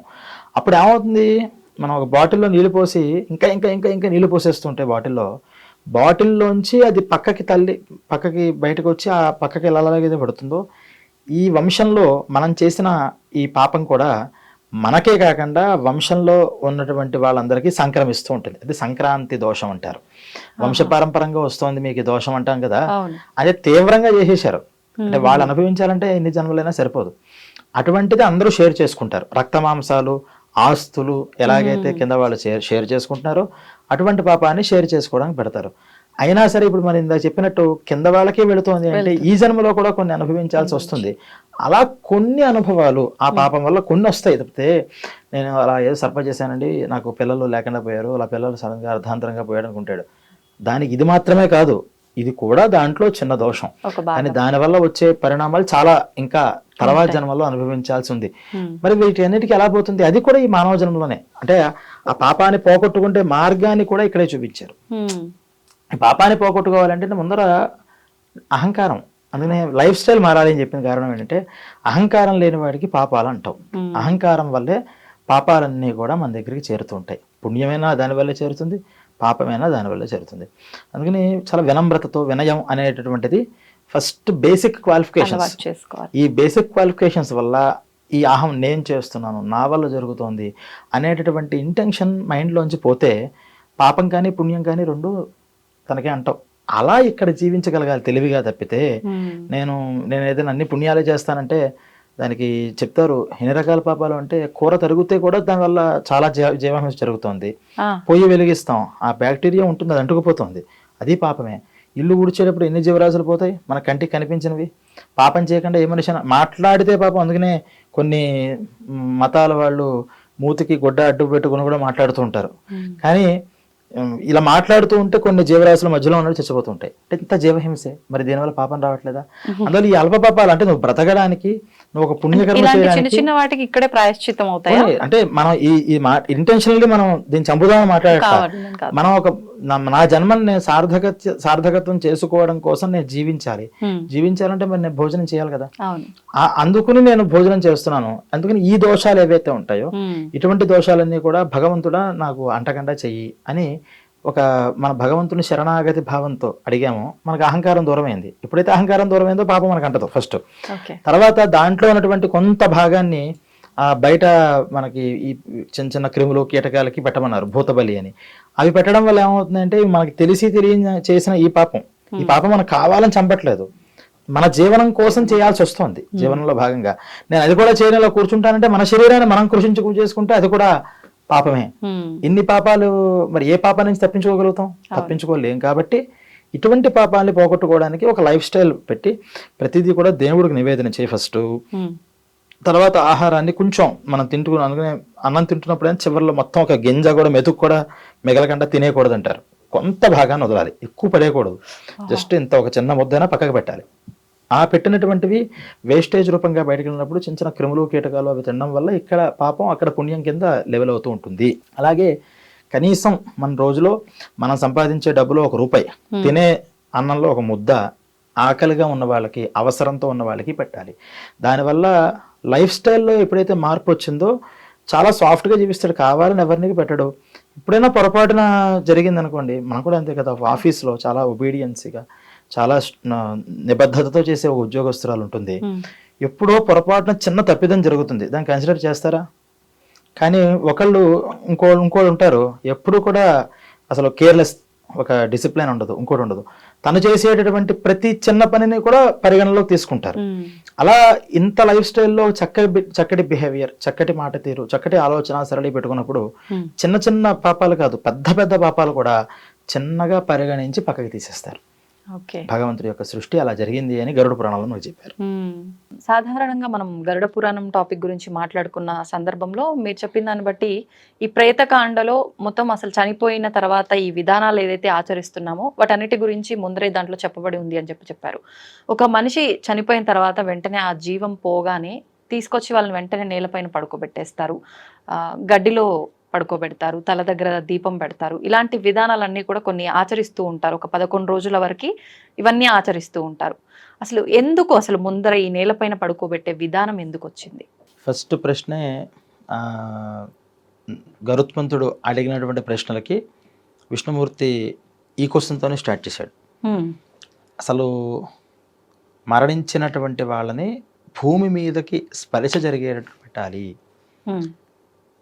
మంచం మీద మరణిస్తే ఒక దోషం చెప్పారు, అలాగే నిద్రపోతూ మరణిస్తే ఒక దోషం, ఎంగిలి నోటుతో మరణిస్తే ఒక దోషం, మరణ సమయంలో కొంతమందికి ఈ యూరిన్ అవి అయిపోతుంటాయి, అలా అయిపోతూ మరణిస్తే ఒక దోషం, నోట్లోంచి ప్రాణం పోతే ఒక దోషం, ఇలా అనేక రకమైన దోషాలు, దానికి ఏవో ప్రాయశ్చిత్తాలు అవి ఇక్కడ చేస్తూ ఉంటారు. ఇవన్నీ ఎప్పుడు పవిత్రం అవుతాయి? అసలు మనం స్టార్టింగ్ నుంచి పడుకోబెట్టడం దగ్గర నుంచి ఈ కర్మకాండ స్టార్ట్ అవుతుంది మనకి. యాక్చువల్గా అయ్యగారు మంత్రాలు ఇవన్నీ తర్వాత, కర్మకాండ ఒక మనిషి పోయిన వెంటనే, పోతాడు అని తెలుసున్న వెంటనే ఫస్ట్ బయటకు తీసుకుంటామన్నారు ఇంట్లోంచి. బయటకి తీసుకొచ్చిన తర్వాత పడుకోబెట్టాలి. ఈ పడుకోబెట్టడంతోనే కర్మ స్టార్ట్ అయిన పెట్టరు మాకి. ఈ స్టార్ట్ అయ్యే దగ్గర ఏం చెప్పారంటే, నేల మీద డైరెక్ట్గా పడుకోబెట్టమని కాదు, గోమయంతో దాన్ని ఆవు పేడతో అలికి ఆ ప్రదేశం మీద పెట్టమని. ఎందుకంటే భూమి స్వతసిద్ధంగా కొన్ని దోషాలతో ఉంటుంది. భూమే దోషాలతో ఉంటుంది. భూదేవి అంటాం కదా, ఆవిడ అమ్మవారే, కానీ ఆవిడ దోషాలు దేనివల్ల వచ్చాయి అంటే, మధుకైటభులు అనేటటువంటి రాక్షసులు విష్ణుమూర్తి చెవి గులువు నుంచి బయటకు వచ్చి ఆయనతో యుద్ధం చేసి 5000 సంవత్సరాలు చేతులు కుస్తీలు పెట్టారట. విష్ణుమూర్తి ఆయనతో యుద్ధం చేశాడు 5000 years. వీళ్ళు ఓడవలేదు. సరే వీళ్ళకి చాలా ముచ్చట వేసింది. అమ్మవారు ఏం చేసిందంటే, బ్రహ్మగారుని సేవ చేయడం కోసం ఇదంతా, విష్ణుమూర్తి బొడ్లోంచి వస్తాడు బ్రహ్మగారు, ఈయన చెవుల్లోంచి వచ్చారు వీళ్ళిద్దరు రాక్షసులు. వచ్చి చూశారట ఎదురుకుండా. ఆయన ఏదో వింత జీవి ఒక 5 తలకాయలతో కనిపించాడు. అప్పుడు ఫస్ట్లో 5 తలకాయలు ఉండేవి ఆయనకి. 5 తలకాయలతో కనిపించేప్పటికి, ఏంటి నువ్వు? ఆయనేమో సత్తు, ఇదేమో అసత్తు, అంటే అది మంచి ఇది చెడు. ఫస్ట్ నుంచి ఉంది ఇది, ఈ రెండిటికి మంచి చెడు. నాభిలో ఉన్నటువంటి మలినంలోంచి బ్రహ్మగారు వస్తే, చెవిలో ఉన్నటువంటి మలినంలోంచి రాక్షసులు వచ్చారు. వీళ్ళు రాక్షసులు. ఎందుకు రాక్షసులు అంటే, పక్కవాడిని ఇబ్బంది పెడదామని చూస్తున్నారు. నువ్వు ఉండకూడదని ఆయన మీద బయలుదేరుతుంటే ఆయనకు భయం వేసి విష్ణుమూర్తిని పిలుద్దామా అని చూస్తే, ఈయనేమో నిద్రలో ఉన్నారు, యోగ నిద్ర. నిద్ర ఎందుకు పడుతుంది అని ఆలోచించి, ఓ నిద్ర అంటే తమోగుణం, ఆ తమోగుణానికి అధిష్టాత్రి ఒక శక్తి ఉంటుంది అని, ఆ శక్తికి అమ్మవారు అని ఒక పేరు పెట్టి ఆయన ధ్యానం చేశారట. చేయడంతోనే నిద్రని ఆయన దాంట్లోంచి బయటకు వెళ్ళిపోయింది నిద్రాదేవి. ఈయన లేచి సేవ చేయడానికి బయలుదేరుతుంటే, ఇప్పుడు మళ్ళీ ఆయన చూసేట 5000 years అవుతుంది, వీళ్ళంతా ఇది తెమిలేదు వ్యవహారం అంతా, కాబట్టి మళ్ళీ ఇందాక నన్ను సేవ్ చేసింది కదా ఫస్ట్లో ఆ దేవి, ఒకసారి మళ్ళీ నేను ప్రార్థన చేద్దామని అమ్మవారిని ప్రార్థన చేస్తే, ఈసారి ఏం చేసిందంటే వీళ్ళలోకి మళ్ళీ ఆవిడ ప్రవేశించింది. వెంటనే వీళ్ళు ఏం చేశారంటే, విష్ణుమూర్తిని చాలా గొప్పగా యుద్ధం చేసావయ్యా 5000 years మాతో నువ్వు కాబట్టి మేము ఇద్దరం కలిసి నీకు వరం ఇస్తాము అన్నారట. విష్ణుమూర్తికి వీళ్ళు ఇస్తారట వరం. నాకేముంది, నాకు ఇంకేం వరం కావాలి, మీరు నా చేతిలో చావాలి, అదే నాకు వరం. అయ్యో ఇలా పొరపాటున ఇలా ఇచ్చేసాము వరం అంటే. చూడండి, సృష్టి ప్రారంభంలో కాబట్టి వాళ్ళకు కూడా కమిట్మెంట్ ఉంది. ఇస్తామన్న తర్వాత దానికి కట్టుబడాలి అనేది ఉంది. ఇప్పుడు మనకు అది ఉండదు, రాను పోతుంది కమిట్మెంట్. ఆ కమిట్మెంట్తో వాళ్ళు ఏం చేశారు, సరే ఇస్తామన్నాం కదా, చిన్న షరతు పెడదాం, అయితే ఇస్తాము, కానీ ఎక్కడ నీళ్లు లేవో అక్కడ మమ్మల్ని నువ్వు సంహరించాలి అన్నట్టు. అప్పుడు అంతా ఉన్నదంతా నీరే, ఇంకా భూమి అవేం పుట్టల. ఆ నీళ్లలోనే ఈ విష్ణుమూర్తి, ఆ విష్ణుమూర్తిలో ఉన్నటువంటి ఆ చిన్న మలం ఎప్పుడైతే, అంటే మలం అంటే మట్టి, ఆ మట్టి శరీర మాలిన్యం ఏర్పడంతోనే దాని నుంచి ఒక సృష్టి ప్రారంభమైంది. ఇక భూమి సృష్టి జరగల. ఇప్పుడు ఎక్కడ భూమి కోసం మరి నీళ్ళే ఉన్నాయి, అసలు భూమి ఉండాలి అని కూడా తెలియదు. భూమి అనే ఒక కాన్సెప్ట్ ఉంటుంది, దాని మీద మనం చంపాలి అనేది అంతకు మునుపు భూమిని చూసిన వాళ్ళకి తెలుస్తుంది, కానీ స్టార్టింగ్లో వాళ్ళకి తెలియదుగా. మనం ఏం చేద్దాము అని చూసి ఆయన ఒకసారి తొడను చూశాడు, తొడ కనిపించింది. ఆ తొడని ఏం చేశాడంటే పెద్దగా చేసి ఆ ఇద్దరు రాక్షసుల్ని దాని మీద పెట్టి ఇలా నలిపేశాట మొత్తం. మధుకైటవుని నలిపేశాడు. నలిపేసిన తర్వాత ఏమైంది, ఈ వేస్టేజ్ అంతా కూడా మళ్ళీ ఇలా అన్నట్టు ఇలా అనడంతోనే అది మళ్ళీ నీళ్ళలో పడింది. మరి ఆ వేస్టేజ్ ఎక్కడికి పోతుంది? దాన్ని మేధస్సు అంటారు, ఈ మాంసం వాటితో ఉన్నది. ఆ మేధస్సు అంతా కూడా కలిసి కలిసి కలిసి కలిసి కలిసి ఇప్పుడు మనకి థియరీలు చెప్తున్నారు కదా, భూమి ఎలా వస్తుంది, ఎలా ఏర్పడిందని. ఎలా ఏర్పడి కూడా ఉండొచ్చు. ఇది మనకు చెప్పింది. అంటే దానికి మునుపు జరిగినటువంటి ఈ విష్ణువు బ్రహ్మ ఈ మధుకైటబులు అనేటటువంటిది మన శాస్త్రజ్ఞులకు ఇంకా ప్రస్తుతానికి అంది ఉండకపోవచ్చు. కానీ ఏదో ఒక మెటీరియల్ అది అలా అలా అలా ఏర్పడింది అనేది అంటున్నారు కదా. ఈ మెటీరియల్ ఏదైతే ఉందో వీళ్ళ శరీరంలోంచి ఉన్నటువంటి మేధస్సు, దాంతో ఈ భూమి ఏర్పడింది. మరి ఇప్పుడు పవిత్రమా అపవిత్రమా భూమి? అపవిత్రమే. అసలే రాక్షసులు, పైగా వాళ్ళ యొక్క రక్తమాంసాలతో ఏర్పడినటువంటిది భూమి అని. అందుకని మనం ఏం చేస్తామంటే ప్రతి దగ్గర కూడా భూమిని మళ్ళీ మనం ప్రోక్షణ చేస్తూ ఉంటాం. నీటితో మళ్ళీ భూమి ప్రోక్షింపబడితే అది శుద్ధం అవుతూ ఉంటుంది ఎక్కడైనా. అంటే ఊరికే క్లీనింగ్ కోసం కాదు, బాగా క్లీన్గా ఉన్నా మళ్ళీ ఒకసారి మంత్రపూర్వకంగా ఏదో నామస్మరణ భగవంతుడు నామంతోనో పుండరీకాక్షనో చదువుకుంటే అది అక్కడ ఈ దోషాలు పోతాయి. అంటే సర్ఫేస్ యాసిడ్ వేసి క్లీన్ చేస్తే నీట్నెస్ ఉంటుంది. కానీ భూమికి పట్టినటువంటి ఈ మైథిని దోషం ఏదైతే ఉంటుందో అప్పుడు భూదేవి ఏం చేసిందంటే నన్ను పెట్టో బాగానే ఉంది, నేనే అపవిత్రులంటే ఇప్పుడు నా మీద పుట్టే వాళ్ళందరూ అపవిత్రులు అయిపోతారు, సృష్టి అపవిత్రం అయిపోతుంది, కాబట్టి నాకైనా నువ్వు వరం ఇవ్వు అంటే అప్పుడు ఎవరైతే నీకు మంత్రోక్తంగా నేను నీటి విష్ణుమూర్తి నీటి స్వరూపం అంటారు. ఆపో నారాయితి ప్రోక్తాహ ఆపోవై నరసూనవహ అని. నేను నీటి స్వరూపం కాబట్టి నీటితో నిన్ను శుద్ధం చేస్తే నువ్వు శుద్ధపడుతూ ఉంటావు అని. అంటే దాన్ని ఏమన్నారు అంటే అందుకని ఈ భూమిని శుద్ధం చేయాలి. ఈ శుద్ధం చేసే దగ్గర కొన్ని నీటితో చేసే ఉంటాయి, కొన్ని దర్భతో వాటిని ఇలా రాస్తే కొన్ని చోట్ల శుద్ధి పడుతుంటుంది, కొన్ని చోట్ల ఆవు పేడతో శుద్ధి పడుతుంటుంది. ఆవు పేడ సర్వదేవతా స్వరూపం కాబట్టి దాంట్లో లక్ష్మీ స్వరూపం పృష్ఠభాగంలో ఆవుకు ఉంటుంది కాబట్టి ఆ పేడతో దాన్ని అలకమన్నారు. పేడ దొరకని పరిస్థితుల్లో పసుపుని దాని స్థానంలో వాడుకోవచ్చు, అది కూడా లక్ష్మీప్రదం కాబట్టి పసుపుతో అయినా అలికి దాని మీద నల్ల నువ్వులు దర్భలు వేయమన్నారు. నల్ల నువ్వులు దర్భలు. మనకి చాలా చోట్ల దర్భలు అంటే రెల్లుగడ్డిని కూడా దర్భలు అంటారు. రెల్లుగడ్డి కూడా ఒక రకమైన దర్భే. ఆ పూర్వం మనకి పల్లెటూర్లలో వాటిలో రెల్లుగడ్డి బాగా దొరుకుతుండేది, అంటే రెల్లుగడ్డి తీసుకొచ్చి వేసేవారు. ఇప్పుడు మరి ఆ రెల్లుగడ్డి కూడా దొరకకపోతే, ఆవు పేడ దొరకకపోతే ఎలాగైతే పసుపు వచ్చిందో అలా ఈ దర్భలు దొరకనప్పుడు గడ్డి దాని స్థానంలో వచ్చింది. ఆ గడ్డిని ఎండుగడ్డిని తీసుకొచ్చి వేయడం అనేది అలా మనకి స్టార్ట్ అయింది. యాక్చువల్గా ఏంటంటే దర్భలు నువ్వులు వేయాలి అని విష్ణుమూర్తి చెప్తున్నట్టు దాని వేయాలి. వేసి ఏం చేయాలంటే భూమి మీద పడుకోబెట్టాలయ్యా ఈ శరీరాన్ని. ఎందుకంటే మనిషి పుట్టినప్పుడు భూపతనము అంటారు, అంటే శీర్షోదయం పుట్టినట్టు మనం ఎలా డిసైడ్ చేస్తామంటే శిరస్సు ఫస్ట్ బయటికి కనిపించాలి. ఆ కనిపించినప్పుడు మనిషి పుట్టినట్టు మళ్ళీ మొత్తం బయట పుట్టాలి. భూపతన సమయం వేరు. మళ్ళీ ఆ మనిషిని తీసుకొచ్చి మనం కట్ చేసిన తర్వాత మనం పెడతాం కదా, అది భూపతనం. ఆ భూమి పతనం సమయంలో ఒకటి గ్రహిస్తూ ఉంటారు. ఎలాగైతే పుట్టిన వెంటనే భూమి మీదకి పడతారో మరణించిన తర్వాత కూడా మళ్ళీ భూమి మీదకే వాళ్ళు చేరాలి. అంటే భూదేవి ఇందాకన్నా కదా తల్లి లాంటిది, ఆవిడ మీదకి పుట్టినప్పుడు వస్తాం, మరణించినప్పుడు ఆవిడ ఒడిలోనే కలిసిపోతాం. అలా భూమి మీదకి తీసుకొచ్చి పడుకోబెట్టాలి అని. డైరెక్ట్గా పెట్టకూడదు కాబట్టి ఇవి పెట్టమన్నారు. ఇవే ఎందుకు పెట్టారు? అనేక ద్రవ్యాలు ఉన్నాయి కదా, దర్భలు నువ్వులే ఎందుకు చెప్పారు అంటే ఈ నువ్వులు కానీ దర్భలు కానీ సాక్షాత్తు విష్ణుమూర్తి యొక్క శరీరం నుంచి ఉద్భవించినవి అని ఆ గరుడ పురాణంలో విష్ణుమూర్తి చెప్తున్నాడు. ఏంటంటే విష్ణుమూర్తి యొక్క చెమటలోంచి పుట్టేట నువ్వులు. ఆయనకి చెమట పుట్టింది. ఆ చెమట పుట్టినప్పుడు దాంట్లోంచి పుట్టినవే ఈ నువ్వులు. అవి 3 రకాలుగా ఉంటాయి. ఎరుపు నువ్వులు ఉంటాయి, నల్ల నువ్వులు ఉంటాయి, తెల్ల నువ్వులు ఉంటాయి. ఈ 3 రకాల నువ్వులు కూడా తిలా కృష్ణాహ తిలా శ్వేతాహ అని. తెల్ల నువ్వులైనా సరే, నల్ల నువ్వులైనా సరే, ఏ నువ్వులైనా సరే నువ్వులు పవిత్రతని చేకూరుస్తాయి. అందుకని విష్ణుమూర్తి సాక్షాత్తు శరీరం నుంచి ఉద్భవించినటువంటి నువ్వులు కాబట్టి అది భూమి మీదకి వేయడం వల్ల భూమికి ఎవరు పతి, భూపతి ఎవరు? మళ్ళీ విష్ణుమూర్తే. సాక్షాత్తు మళ్ళీ అవి తీసుకొచ్చి ఆ నువ్వుల్ని భూమి మీద ఉత్తప్పుడు వేయకూడదు. ఉత్తప్పుడు నువ్వుల్ని తీసుకెళ్ళి భూమి మీద వేస్తామంటే కుదరదు. ఏదో పంట కోసం వేయడం వేరు కానీ కింద ఊరికే వేయకూడదు. కానీ ఇక్కడ ఎప్పుడైతే అది పడిందో ఋతుమతి అయినటువంటి స్త్రీ, ఈ అలికడం వల్ల ఏమవుతుందంటే ఒక ఋతుమతి అయినటువంటి స్త్రీ భర్త యొక్క సాన్నిధ్యాన్ని ఎలాగైతే కోరుకుంటుందో అలా ఈ అలకడం ద్వారా ఋతుమతి అయ్యింది ఈ భూదేవి.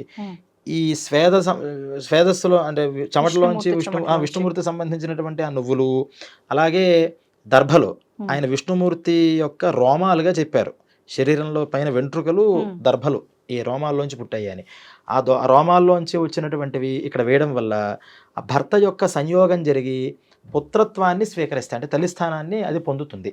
అంటే భూమి ఎప్పటిదాకా కూడా ఒక కన్యకగా అనుకుంటే ఆవిడ ఒక తల్లి స్థానానికి చేర్చాలి అంటే ఇవన్నీ తీసుకొచ్చే సంయోగం చేయడం వల్ల ఆవిడ తల్లి అయ్యి ఈ మరణించినటువంటి ఆ శవాన్ని తన ఒడిలోకి తను చేర్చుకుంటుంది అని ఈ రెండింటినీ కూడా అక్కడ పెట్టాలి అని చెప్పారు అనమాట. అలాగే దర్భల్లో కూడా కుశమూలే స్థితో బ్రహ్మ, కుశమధ్యే జనార్దన, కుశాగ్రే శంకరం విద్యాత్, త్రయోదేవా కుశే స్థితా అని. కుశలో అంటే దర్భలు, ఆ దర్భల యొక్క మూలంలో బ్రహ్మ, మధ్యలో విష్ణువు, అగ్రాల్లో శంకరుడు కూడా ఉంటారు అని. అవి వేయడం వల్ల అన్ని దేవతలు, త్రిమూర్తులే కదా అన్నిటికీ మూలం, అన్ని దేవతల మీద వాళ్ళు ఆసాదింపబడతారు. ఇవన్నీ చేయడం దేనికయ్యా అంటే వాళ్ళ మార్గం సుగమంగా పారి. ఇప్పుడు పడుకోబెట్టేప్పుడు కూడా ఏం చేస్తారంటే శిరస్సుని దక్షిణం వైపు ఉంచేలాగా పడుకోబెడతారు. మామూలుగా అంటే పురాణికంగా చూస్తే రెండు పద్ధతులు ఉన్నాయి. పురాణికంగా కాళ్ళనేమో దక్షిణం వైపు పెట్టమని గరుడ పురాణంలో కనిపిస్తుంది, కానీ కర్మతంత్రంలో చూస్తే ఏమో శిరస్సుని దక్షిణం వైపు పెట్టమని కనిపిస్తుంది. సరే ఏది పెట్టినా పాదాల్లోంచి ప్రయాణం అవ్వాలన్నా అంటే రూట్ అది. కొన్ని చోట్ల మన సెల్ ఫోన్ పనిచేయలేదంటే అలా చేతులు పెట్టుకుని వెతుకుతాం సిగ్నల్ కోసం. సిగ్నల్ ఎటు వస్తే అటు నుంచి వెళుతుంది. అలా యమలోకం యొక్క సిగ్నల్ అంతా దక్షిణ భాగంలో ఉంది. మన భూమికి దక్షిణ దిగ్భాగంలో యమలోకం, అందుకనే దక్షిణ దిక్కుకి అధిపతి యముడు. అందుకనే నిద్రపోయేటప్పుడు దాన్ని చూస్తూ పడుకోకూడదు. యముడు యొక్క కాల్స్ తొందరగా వస్తాయి, బ్యాడ్ డ్రీమ్స్ అవి వస్తూ ఉంటాయి చెప్తారు. ఇలా ఈ పడుకోబోయేటువంటి వ్యక్తి ఎక్కడికి వెళ్ళాలి? మళ్ళీ ఆ లోకానికి వెళ్ళాలి. ఎవరు ఎంత పుణ్యాత్ముడైనా సరే ఆయన దగ్గర క్లియరెన్స్ తీసుకోకుండా వేరే లోకాలకి వెళ్ళే అర్హత లేదు. అందుకని వెళ్ళాలి. ఆ లోకాల్లో వాళ్ళకి ఆ ఛానల్స్ అన్ని డిస్టర్బెన్స్ లేకుండా క్లారిటీగా వాళ్ళు పయనించాలి అంటే ముందర ఇంతకాలము ఆవాసంగా ఉన్నటువంటి ఈ శరీరం ఏదైతే ఉందో దీన్ని ఫస్ట్ పవిత్రంగా ఉంచాలి. ఇది పవిత్రంగా ఉన్నంతసేపే అది వెళుతూ ఉంటుంది. ఇప్పుడు ఫోన్ బాగుంటేనే కదా దాంట్లో మనకి సిగ్నల్స్ అందుతాయి. అందుకని దీన్ని పవిత్రంగా చేయడం కోసం ఇక్కడ గోమయంతో వరకు నువ్వులు వేసి దర్భలు వేసి దీన్ని పెట్టాం. ఇది పెట్టిన తర్వాత ఎటు వెళ్ళాలో తెలియని పరిస్థితుల్లో ఉంటుంది ఆ జీవం. ఎందుకంటే ఇక్కడ మనకు శరీరంలో ఉంటే కళ్ళతో మనం దాన్ని చూస్తాం. శరీరం నుంచి బయటకు వచ్చిన తర్వాత మనుషులు ఇవి అన్నీ కనిపించవట ఫస్ట్ డైరెక్ట్గా. అప్పుడే పుట్టిన పిల్లాడిలా ఉంటాడు. ఏం కనిపిస్తాయి? ప్రాణం వదిలిన వెంటనే ఆ బయటకు వచ్చిన వెంటనే ఒక జ్యోతి రూపంగా, జ్యోతి అన్నా కనుక కాగడాగా చూపిస్తే ఆహా ఇటు మనం వెళ్ళాలన్నమాట అని పైన చేస్తారు. అందువల్ల తలకాయ దగ్గర మనకి ఈ దీపం పెట్టమని.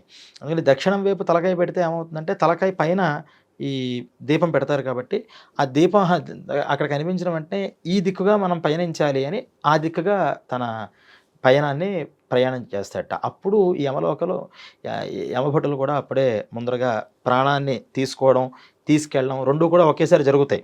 అంటే యమభటుల చేతిలో పూర్తిగా సరెండర్ అయిపోడు. అప్పటిదాకా శరీరంలో నేను నేను నేను అనుకున్నాడు, ఒక్కసారి అలా సరెండర్ అయిపోతాడు.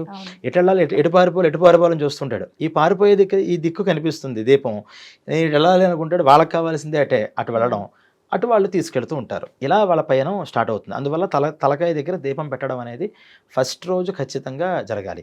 మరి తర్వాత 10 రోజులు కూడా ఎక్కడైతే మరణించారో లేదా ఎక్కడైతే మనం పడుకోబెట్టామో, అందరూ ఇళ్లలో ఇప్పుడు హాస్పిటల్లో పోతారు, కానీ శవాన్ని తీసుకొచ్చి ఎక్కడైతే పడుకోబెట్టామో అక్కడ మళ్ళీ ఈ దీపాన్ని పెట్టి చేస్తుంటారు.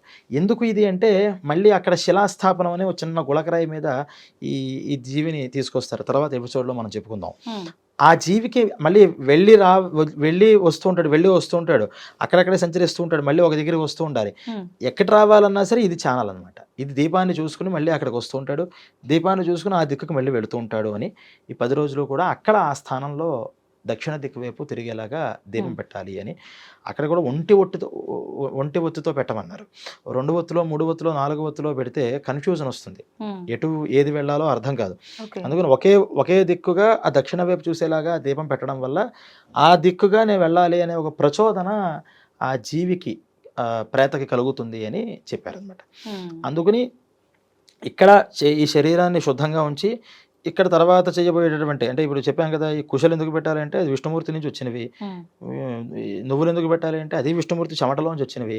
ఈ వచ్చినటువంటివి ఆ భూమి మీద శుద్ధంగా అయినటువంటి ఆ భూమి మీద వేయడం వల్ల ఆధానం జరిగి తను ఒక స్త్రీమూర్తిగా మారినప్పుడు తన ఒడి మీదకి ఈ బిడ్డని తీసుకొచ్చి పెడితే ఆ మాతృత్వం అనేది ఆవిడ ఆ పిల్లాన్ని ఎలా తీసుకోవాలి, నేను ఎలా శుభగతులు ఎలా కలిగించేలాగా వీడు చేయాలి, ఆ పైన లోకాల్లో ఇబ్బందులు లేకుండా ఎలా చేయాలి, వీడి పుణ్య సంస్కారాలను ఎలా బయటకు తీసుకుని రావాలి అని ఆ మాతృహృదయం ఆలోచిస్తూ ఉంటుంది. ఎప్పుడైతే తల్లి ఇక్కడ ఆలోచిస్తుందో తండ్రి కూడా దీనికి అనుగుణంగా ఆలోచిస్తాడు అని అలా పడుకోబెట్టమన్నారు. చూసారా, పడుకోబెట్టే దగ్గర నుంచి కూడా మన ఉద్దేశం ఏంటి అంటే వాడికి శుభగతులు కలగాలి. ఇప్పుడు మీరు ఇందాక హాస్పిటల్ అంటే నాకు ఒక ఆలోచన వచ్చింది. అంటే మనం అతను చనిపోతున్న ముందే ఇదంతా కూడా ప్రిపేర్ చేసుకొని, చనిపోయిన తర్వాత వెంటనే ఇదంతా ప్రిపేర్ చేసుకొని ఒక పద్ధతిగా ఇదంతా మొదలు పెట్టాలి. ఇందాక మీరు అన్నట్టు హాస్పిటల్లో మరణించిన వాళ్ళు ఉంటారు, లేదు ఎక్కడైనా యాక్సిడెంట్ అయితే స్పాట్ డెడ్ అయిన వాళ్ళు ఉంటారు. ఇప్పుడు ఇక్కడ వాళ్ళకు ఈ ప్రాసెస్ అంతా కూడా జరగదు. మీరు అన్నట్టుగా ఆ గోమయంతో అలగటం కానివ్వండి, ఈ నువ్వులు, ఈ గడ్డి ఇదంతా అంటే ఇంటికి వచ్చిన తర్వాత వేస్తారేమో, కానీ అప్పటికే వాళ్ళని క్లాత్లో చుట్టేయటము, ఇలా జరిగిన వాళ్ళని ఇవన్నీ ఉంటాయి కదా. మరి ఇప్పుడు వాళ్ళు ఉత్తమ గతి చెందరంటారా? మీకు మరణించిన వెంటనే దీంట్లో రెండు, ఒకటి మరణించే మునుపుగా బయటకు తీసుకొచ్చి పడుకోబెట్టడం, కొంచెం అంటే జీవం ఉన్నప్పుడే కొన ఊపిరితో ఉంటారు, ప్రాణం పోదు. అప్పటిదాకా మంచం వచ్చిన వాళ్ళు గబుక్కుని తీసుకొచ్చి బాబు ఇంక అయిపోయేలా ఉంది తీసుకునండి, తులసికోట పెట్టండి అని తులసికోట దీపాన్ని సిద్ధం చేసి అక్కడ కూర్చోబెడతారు. ఇలా లేకుండా నిద్రలోనే పోయారు. మనం ఈ హాస్పిటల్ దాకా వెళ్ళక్కల, ఇంట్లోనే నిద్రలో మంచమే పోయారు. అప్పుడేంటి తెలిసిన వెంటనే తీసుకొచ్చి పెట్టడం, తెలిసిన వెంటనే బయట సిద్ధం చేసుకోవడం. పోయారని తెలిసిన తర్వాత గోమయాన్ని, అవి అందరికీ అందుబాటులో ఉండే వస్తువులేగా, ఎక్కడికో వెళ్ళాల్సిన లేదు, అవి ఏర్పాటు చేసి అక్కడి నుంచి తీసుకొచ్చి పెట్టడం. ఇప్పుడు మీరు అన్నట్టు హాస్పిటల్లోనో లేకపోతే ఎక్కడైనా దూర ప్రాంతాల్లోనో మరణిస్తే అక్కడి నుంచి మనం ఇంట్లో తీసుకొచ్చేదాకా కూడా ఇదే పరిస్థితి ఏర్పాటు చేయాలి. మరి మీరు అడిగిన ప్రశ్న ఏంటి అంటే, ఇక్కడ పోయేటప్పుడే వాళ్ళ యమభట్టులందరూ వచ్చి ఆయా దిక్కుల్ని తీసుకెళ్ళాలి అనుకున్నప్పుడు, ఇప్పుడు ఆ హాస్పిటల్ దగ్గర నుంచి ఇక్కడికి 1 or 2 hours పడుతుంది. ఈ 2 hours ఆ జీవి ఏం చేస్తాడు? అతనికి ఏమీ మార్గాలు కనిపించవు కదా. అందుకనే వాటిని ఏమన్నారంటే దుర్మరణాలు అన్నారు. ఇది సుఖమరణం, అవి దుర్మరణం. అంటే మనకి తెలుసున్న వాళ్ళ ఇంట్లో మనం చూస్తూ ఉండగా అలా ప్రాణాన్ని వదిలేయడం అనేది సుఖమరణంగా చెప్తే, ఇది ఆకస్మిక మరణాలు, దుర్మరణాలు. వీటికి మళ్ళీ అందుకనే అక్కడ ఆయా సమయాల్లో ఏం చేయాలో తెలియక తిరుగుతూ ఉంటాడు కాబట్టి అతన్ని రిలీజ్ చేయడానికి అక్కడ ప్రాయశ్చిత్తాలు చెప్పారు. ప్రతి దుర్మరణానికి కూడా ఒక ప్రాయశ్చిత్తం. హాస్పిటల్లో మరణిస్తే ఒక రకమైన ప్రాయశ్చిత్తం, ఇంట్లో మంచం మీద చెప్పాను కదా, మంచం మీద పరిస్తే ప్రతిదానికి కూడా ప్రాయశ్చిత్తకర్మను ఆచరించడం వల్ల అక్కడ దాకా కన్ఫ్యూజ్ అయినటువంటి జీవి మళ్ళీ ఇది వచ్చిన తర్వాత వెళుతుంది. అందుకనే ఎప్పుడైనా సరే, ఇప్పుడు ఈ రోజుల్లో అమెరికా నుంచి, లండన్ నుంచి కొడుకులు రావాలి, కూతుళ్ళు రావాలి, వాళ్ళెవరో రావాలి అని 3-4 రోజులు ఉంచేస్తున్నారు. కానీ అలా ఉంచకూడదు. సూర్యోదయ సూర్యాస్తమయాలు ఆ శవం మీద పడితే అక్కడ లోకాల్లో వీళ్ళకి చాలా ఇబ్బందులు కలుగుతాయి. నాకు చెప్తే ఎవరికి అర్థం కావట్లా. ఇప్పుడు అవన్నీ వాళ్ళు రావాలి అనుకుంటున్నారు తప్పితే, నువ్వు వచ్చినా రాకపోయినా ఈ శరీరం అనేటటువంటిది వాళ్ళకి ఎలా మంచి కలిగించాలో మనం ఆలోచించాలి. పూర్వం నుంచి కూడా ఎప్పుడు మరణిస్తే అప్పుడు సజ్జస్కాలంలో వెంటనే దహనం చేసేసేవారు. దాన్ని అలా ఉంచకూడదు అని చెప్పారు. ఎందుకు ఉంచకూడదు అంటే ఇలాంటి సమస్యలే వస్తాయి. వాళ్ళు అప్పటిదాకా గజిబిజి గందరగోళం అయిపోతుంది వాళ్ళ పరిస్థితి. ఎక్కడికి వెళ్ళాలో తెలియదు, ఏం చేయాలో తెలియదు. ఈ లోపల ఈ శరీరాన్ని, ఏ శరీరం లేదు కదా, అప్పటిదాకా శరీరం ఉంది, వర్ణనాతీతమైన బాధ. ఒకటి ఇలా ఉంటే మళ్ళీ ఒక 3 రోజులకో 4 రోజులకో ఈ సూర్యోదయ సూర్యాస్తమయాలు పడినప్పుడల్లా వాళ్ళ శరీరం మీద సూర్యమండలంలోకి అంటే నిప్పుల్లో కాల్చేస్తున్న బాధ కలుగుతుంది వాళ్ళకి. సూర్యోదయ సూర్యాస్తమయాలు శవం మీద పడితే నిప్పుల్లో వాళ్ళు కాలిపోతున్న బాధ. ఆ బాధ నుంచి దాహం వస్తుంది, తాగడానికి ఏమి ఉండదు, విపరీతమైన దాహం వస్తుంది వాళ్ళకి. అందుకనే మామూలుగా దహనం చేస్తున్నప్పుడే వాళ్ళకి ఈ దాహం అయితే వస్తాయని, తాపము, దాహము ఇవన్నీ పోవడానికి ఈ తిలోదకాలు, వాసోదకాలు అని ఇవన్నీ 10 రోజుల కర్మల్లో చేయిస్తుంటారు. ఇప్పుడు ఒక డౌట్, మీరు హాస్పిటల్లో మరణించినా, మంచం పైన మరణించినా, ఇంకెక్కడ మరణించినా కొంత సమయం ఆలస్యమైనా మొత్తానికైతే మనం తీసుకొచ్చి ఆ ప్రాసెస్ మళ్ళీ చేస్తున్నాము, వాళ్ళకి ఒక మార్గం చూపిస్తున్నాం.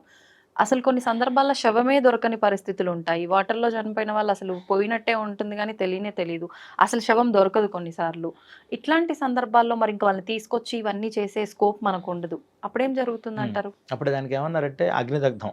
ఫర్ సపోజ్ అగ్నిలో మొత్తం ఫైర్ యాక్సిడెంట్ అయ్యి మొత్తం కాలిపోయింది, ఏమీ లేదు, అస్థికలు మిగులుతాయిగా. ఆ అస్థికలను తీసుకొచ్చి ఆ అస్థికలకి మళ్ళీ ఇవన్నీ సంస్కారాలు చేయమన్నారు. అంటే ఎక్కడో అక్కడ ఏదో ఒక దాన్ని ఆశ్రయించుకుని ఉంటాడు. శరీరం అంతా కాలిపోయినా లోపల ఉన్న ఎముకల్ని తీసుకొచ్చి మొత్తం మళ్ళీ దహనక్రమం మళ్ళీ చేసి ప్రాసెస్ అంతా స్టార్ట్ చేయమన్నారు. మీరన్నట్టు నీళ్ళల్లో పడిపోయింది, శవం కూడా దొరకలేదు, మనిషి వెళ్ళిపోయాడు, కానీ పోయినట్టు కన్ఫర్మేషన్ అయితే ఉంది, శరీరం అయితే లేదు. అందుకని పొరపాటున ఎక్కడైనా కొట్టుకు రావచ్చు కదా, అందుకని దానికి కూడా కొంత సమయాన్ని 2-3 డేస్ వెతకమన్నారు. 3 డేస్ అయినా సరే ఇంక రాకపోతే మనిషి అప్పుడేం చెప్పారు అంటే పాలాశ విధి అని ఒకటి చెప్పారు. మోదుగ చెట్లు ఉంటాయి మన తెలంగాణలో, ఆ మోదుగ చెట్లతో శరీరంలో ఒక్కొక్క అవయవం దగ్గర ఇన్నెన్ని మోదుగ కొమ్మల్ని పెట్టి ఒక శరీరం ఆకృతిని తయారు చేసి ఈ పోయినటువంటి వాళ్ళ యొక్క కొడుకు, ఆ పోయిన వాళ్ళకి తండ్రికి కొడుకుకి ఒక సంబంధం ఉంటుంది కాబట్టి ఆ సంబంధంతో ఆ పోయిన వాళ్ళని దీంట్లోకి ఆవాహన చేయాలి. చేయడం వల్ల ఏమవుతుందంటే శరీరం లేదు కదా కర్మ చేయడానికి, వాళ్ళు అక్కడక్కడ తిరుగుతున్నవాడు ఆయా మంత్ర ప్రభావాల వల్ల ఈ శరీరంలో ఇన్ని ఐటమ్స్తో ఇలా తయారు చేయాలని, మనం ఏదో బొమ్మ తయారు చేస్తే మళ్ళీ సరిపోదు, ఎలా తయారు చేయమని చెప్పారో అలా తయారు చేస్తే ఈ మంత్రం అనేటువంటి ఛానల్తో ఆ పోయిన ప్రేతం మళ్ళీ వచ్చి ఆ బొమ్మలో కూర్చుంటుంది. అప్పుడు మళ్ళీ దహనం అనేది చేయమన్నారు. అప్పుడు చేసినా మళ్ళీ 3 డేస్ అనుభవించాల్సిందే. ఇప్పుడు వాళ్ళ కర్మ అలా లేకపోతే వాళ్ళు ఎందుకు అలాగా ఫైర్ యాక్సిడెంట్లోనో నీళ్ళలో ఎందుకు పోతారు? జలమగ్నులు అగ్నిదగ్ధులు అంటారు వీళ్ళకి. వాళ్ళకి మళ్ళీ చేయాల్సిన ఎక్స్ట్రా కర్మలన్నీ విడిగా ఉంటాయి, స్పెషల్ కర్మలు, స్పెషల్ కేసెస్ అవన్నీ కూడా. వాళ్ళకి మనం మామూలుగా తద్దినాలు పెట్టినప్పుడు కూడా అగ్నిదగ్ధులకి సపరేట్గా మళ్ళీ చేస్తారు, జలమగ్నులకి మళ్ళీ సపరేట్గా చేస్తూ ఉంటారు. అంటే వాళ్ళ కర్మ అలా ఉంది కాబట్టి అలా పోయారు. అలా కొంతకాలం 3 or 4 డేస్ వాళ్ళు అనుభవించాల్సిందే. అనుభవించిన తర్వాత మళ్ళీ కొడుకు ఈ 3 డేస్ ఎందుకు చెప్పారు అంటే మళ్ళీ శవం దొరికితే, ఇప్పుడు తీరా ఇంత చేశాడు పోయిన వెంటనే, తర్వాత శరం దొరికింది, మళ్ళీ దాని ఏం చేయాలో అర్థం కాదు తీరా ఇదంతా చేసిన తర్వాత. అందుకని ఈ కన్ఫ్యూజన్ లేకుండా 3 డేస్ నువ్వు వెతుకు, ఫస్ట్ లేదని కన్ఫర్మేషన్ వచ్చిన తర్వాత అప్పుడు చెయ్యి. ఈ లోపల వాళ్ళు అనుభవిస్తారు, తప్పదు, అది వాళ్ళ కర్మ. ఆ కర్మను పోగొట్టడమే నీ బాధ్యత కాబట్టి ఎక్కడి నుంచి ఏం చెప్పారో అదంతా మళ్ళీ చేసుకుంటూ సేమ్ ప్రాసెస్గా వెళ్ళమన్నారు. తప్పితే ఏది మనకు శవం దొరకలేదు అని చేతులెత్తి దండం పెట్టేది అంటూ కాన్సెప్ట్ లేదండి. మొత్తం ప్రతి దగ్గర ప్రతి దానికి ఒక సమాధానం, ఒక ప్రశ్న. అలా పద్ధతిగా జరుగుతున్నాయంటారా అన్ని సందర్భాల్లో? అంటే అన్ని సందర్భాల్లో అంటే చేసేవాళ్ళు ఉన్నారు. ఇప్పుడు అందరూ రూల్స్ ఫాలో అవుతున్నారు అంటే దాని మీద ఇంట్రెస్ట్ ఉన్న వాళ్ళు ఫాలో అవుతారు. ఏ రూల్ అయినా అంతే. అందరూ ట్యాక్స్ పేయర్స్ ఉన్నారా మొత్తం ఇండియా అంతా? కట్టాలనుకున్నట్టు కడతాడు, కడితే మాకు బెనిఫిట్ ఉందనుకుంటే కొంతమంది కడతారు, కొంతమంది భారతీయుల్లా కడతారు, కొంతమంది మ్యాక్సిమం పీపుల్ ఎందుకు ఏం చేస్తారు, దాన్ని ఎలాగ మనం స్కిప్ చేయొచ్చు అని చూస్తూ ఉంటారు. కలికాలం కాబట్టి అంటే వాళ్ళ కర్మలు కూడా డిపెండ్ అయి ఉంటాయి కదా. ఇప్పుడు నేను ఇందాక మీకు ఒక సందర్భం చెప్పాను, తండ్రి గారు యొక్క మాట మేరకు కర్మలు చేయకుండా ఉండే పరిస్థితుల్లో ఇప్పుడు వాళ్ళ కర్మ ఏముంటుంది, నువ్వు ఇలా అనుభవించాలని ఉంది కాబట్టి కొడుకు దగ్గర మాట తీసుకున్నాడు, ఇలా కర్మలు చేయకూడదు అంటే వాళ్ళ కర్మలు కూడా ఉంటాయి. కానీ వాళ్ళ కర్మలు మన మీద ఉన్న మన కర్మ మన మీద పడకుండా చూసుకోవాలి. కొడుకు నాకు చేయొద్దని చెప్పాడు కదా ఈ కర్మ, కాబట్టి నేను పితృవాక్య పరిపాలకుడిని అనుకుంటామా, లేదా ధర్మం చేయమంటుంది కాబట్టి చేయాలి అనుకుంటామా? అవి ధర్మ సంశయాలు. అలాంటి సమయాల్లో వాటిని ధర్మ సందేహాలు అంటే వాస్తవానికి అవి.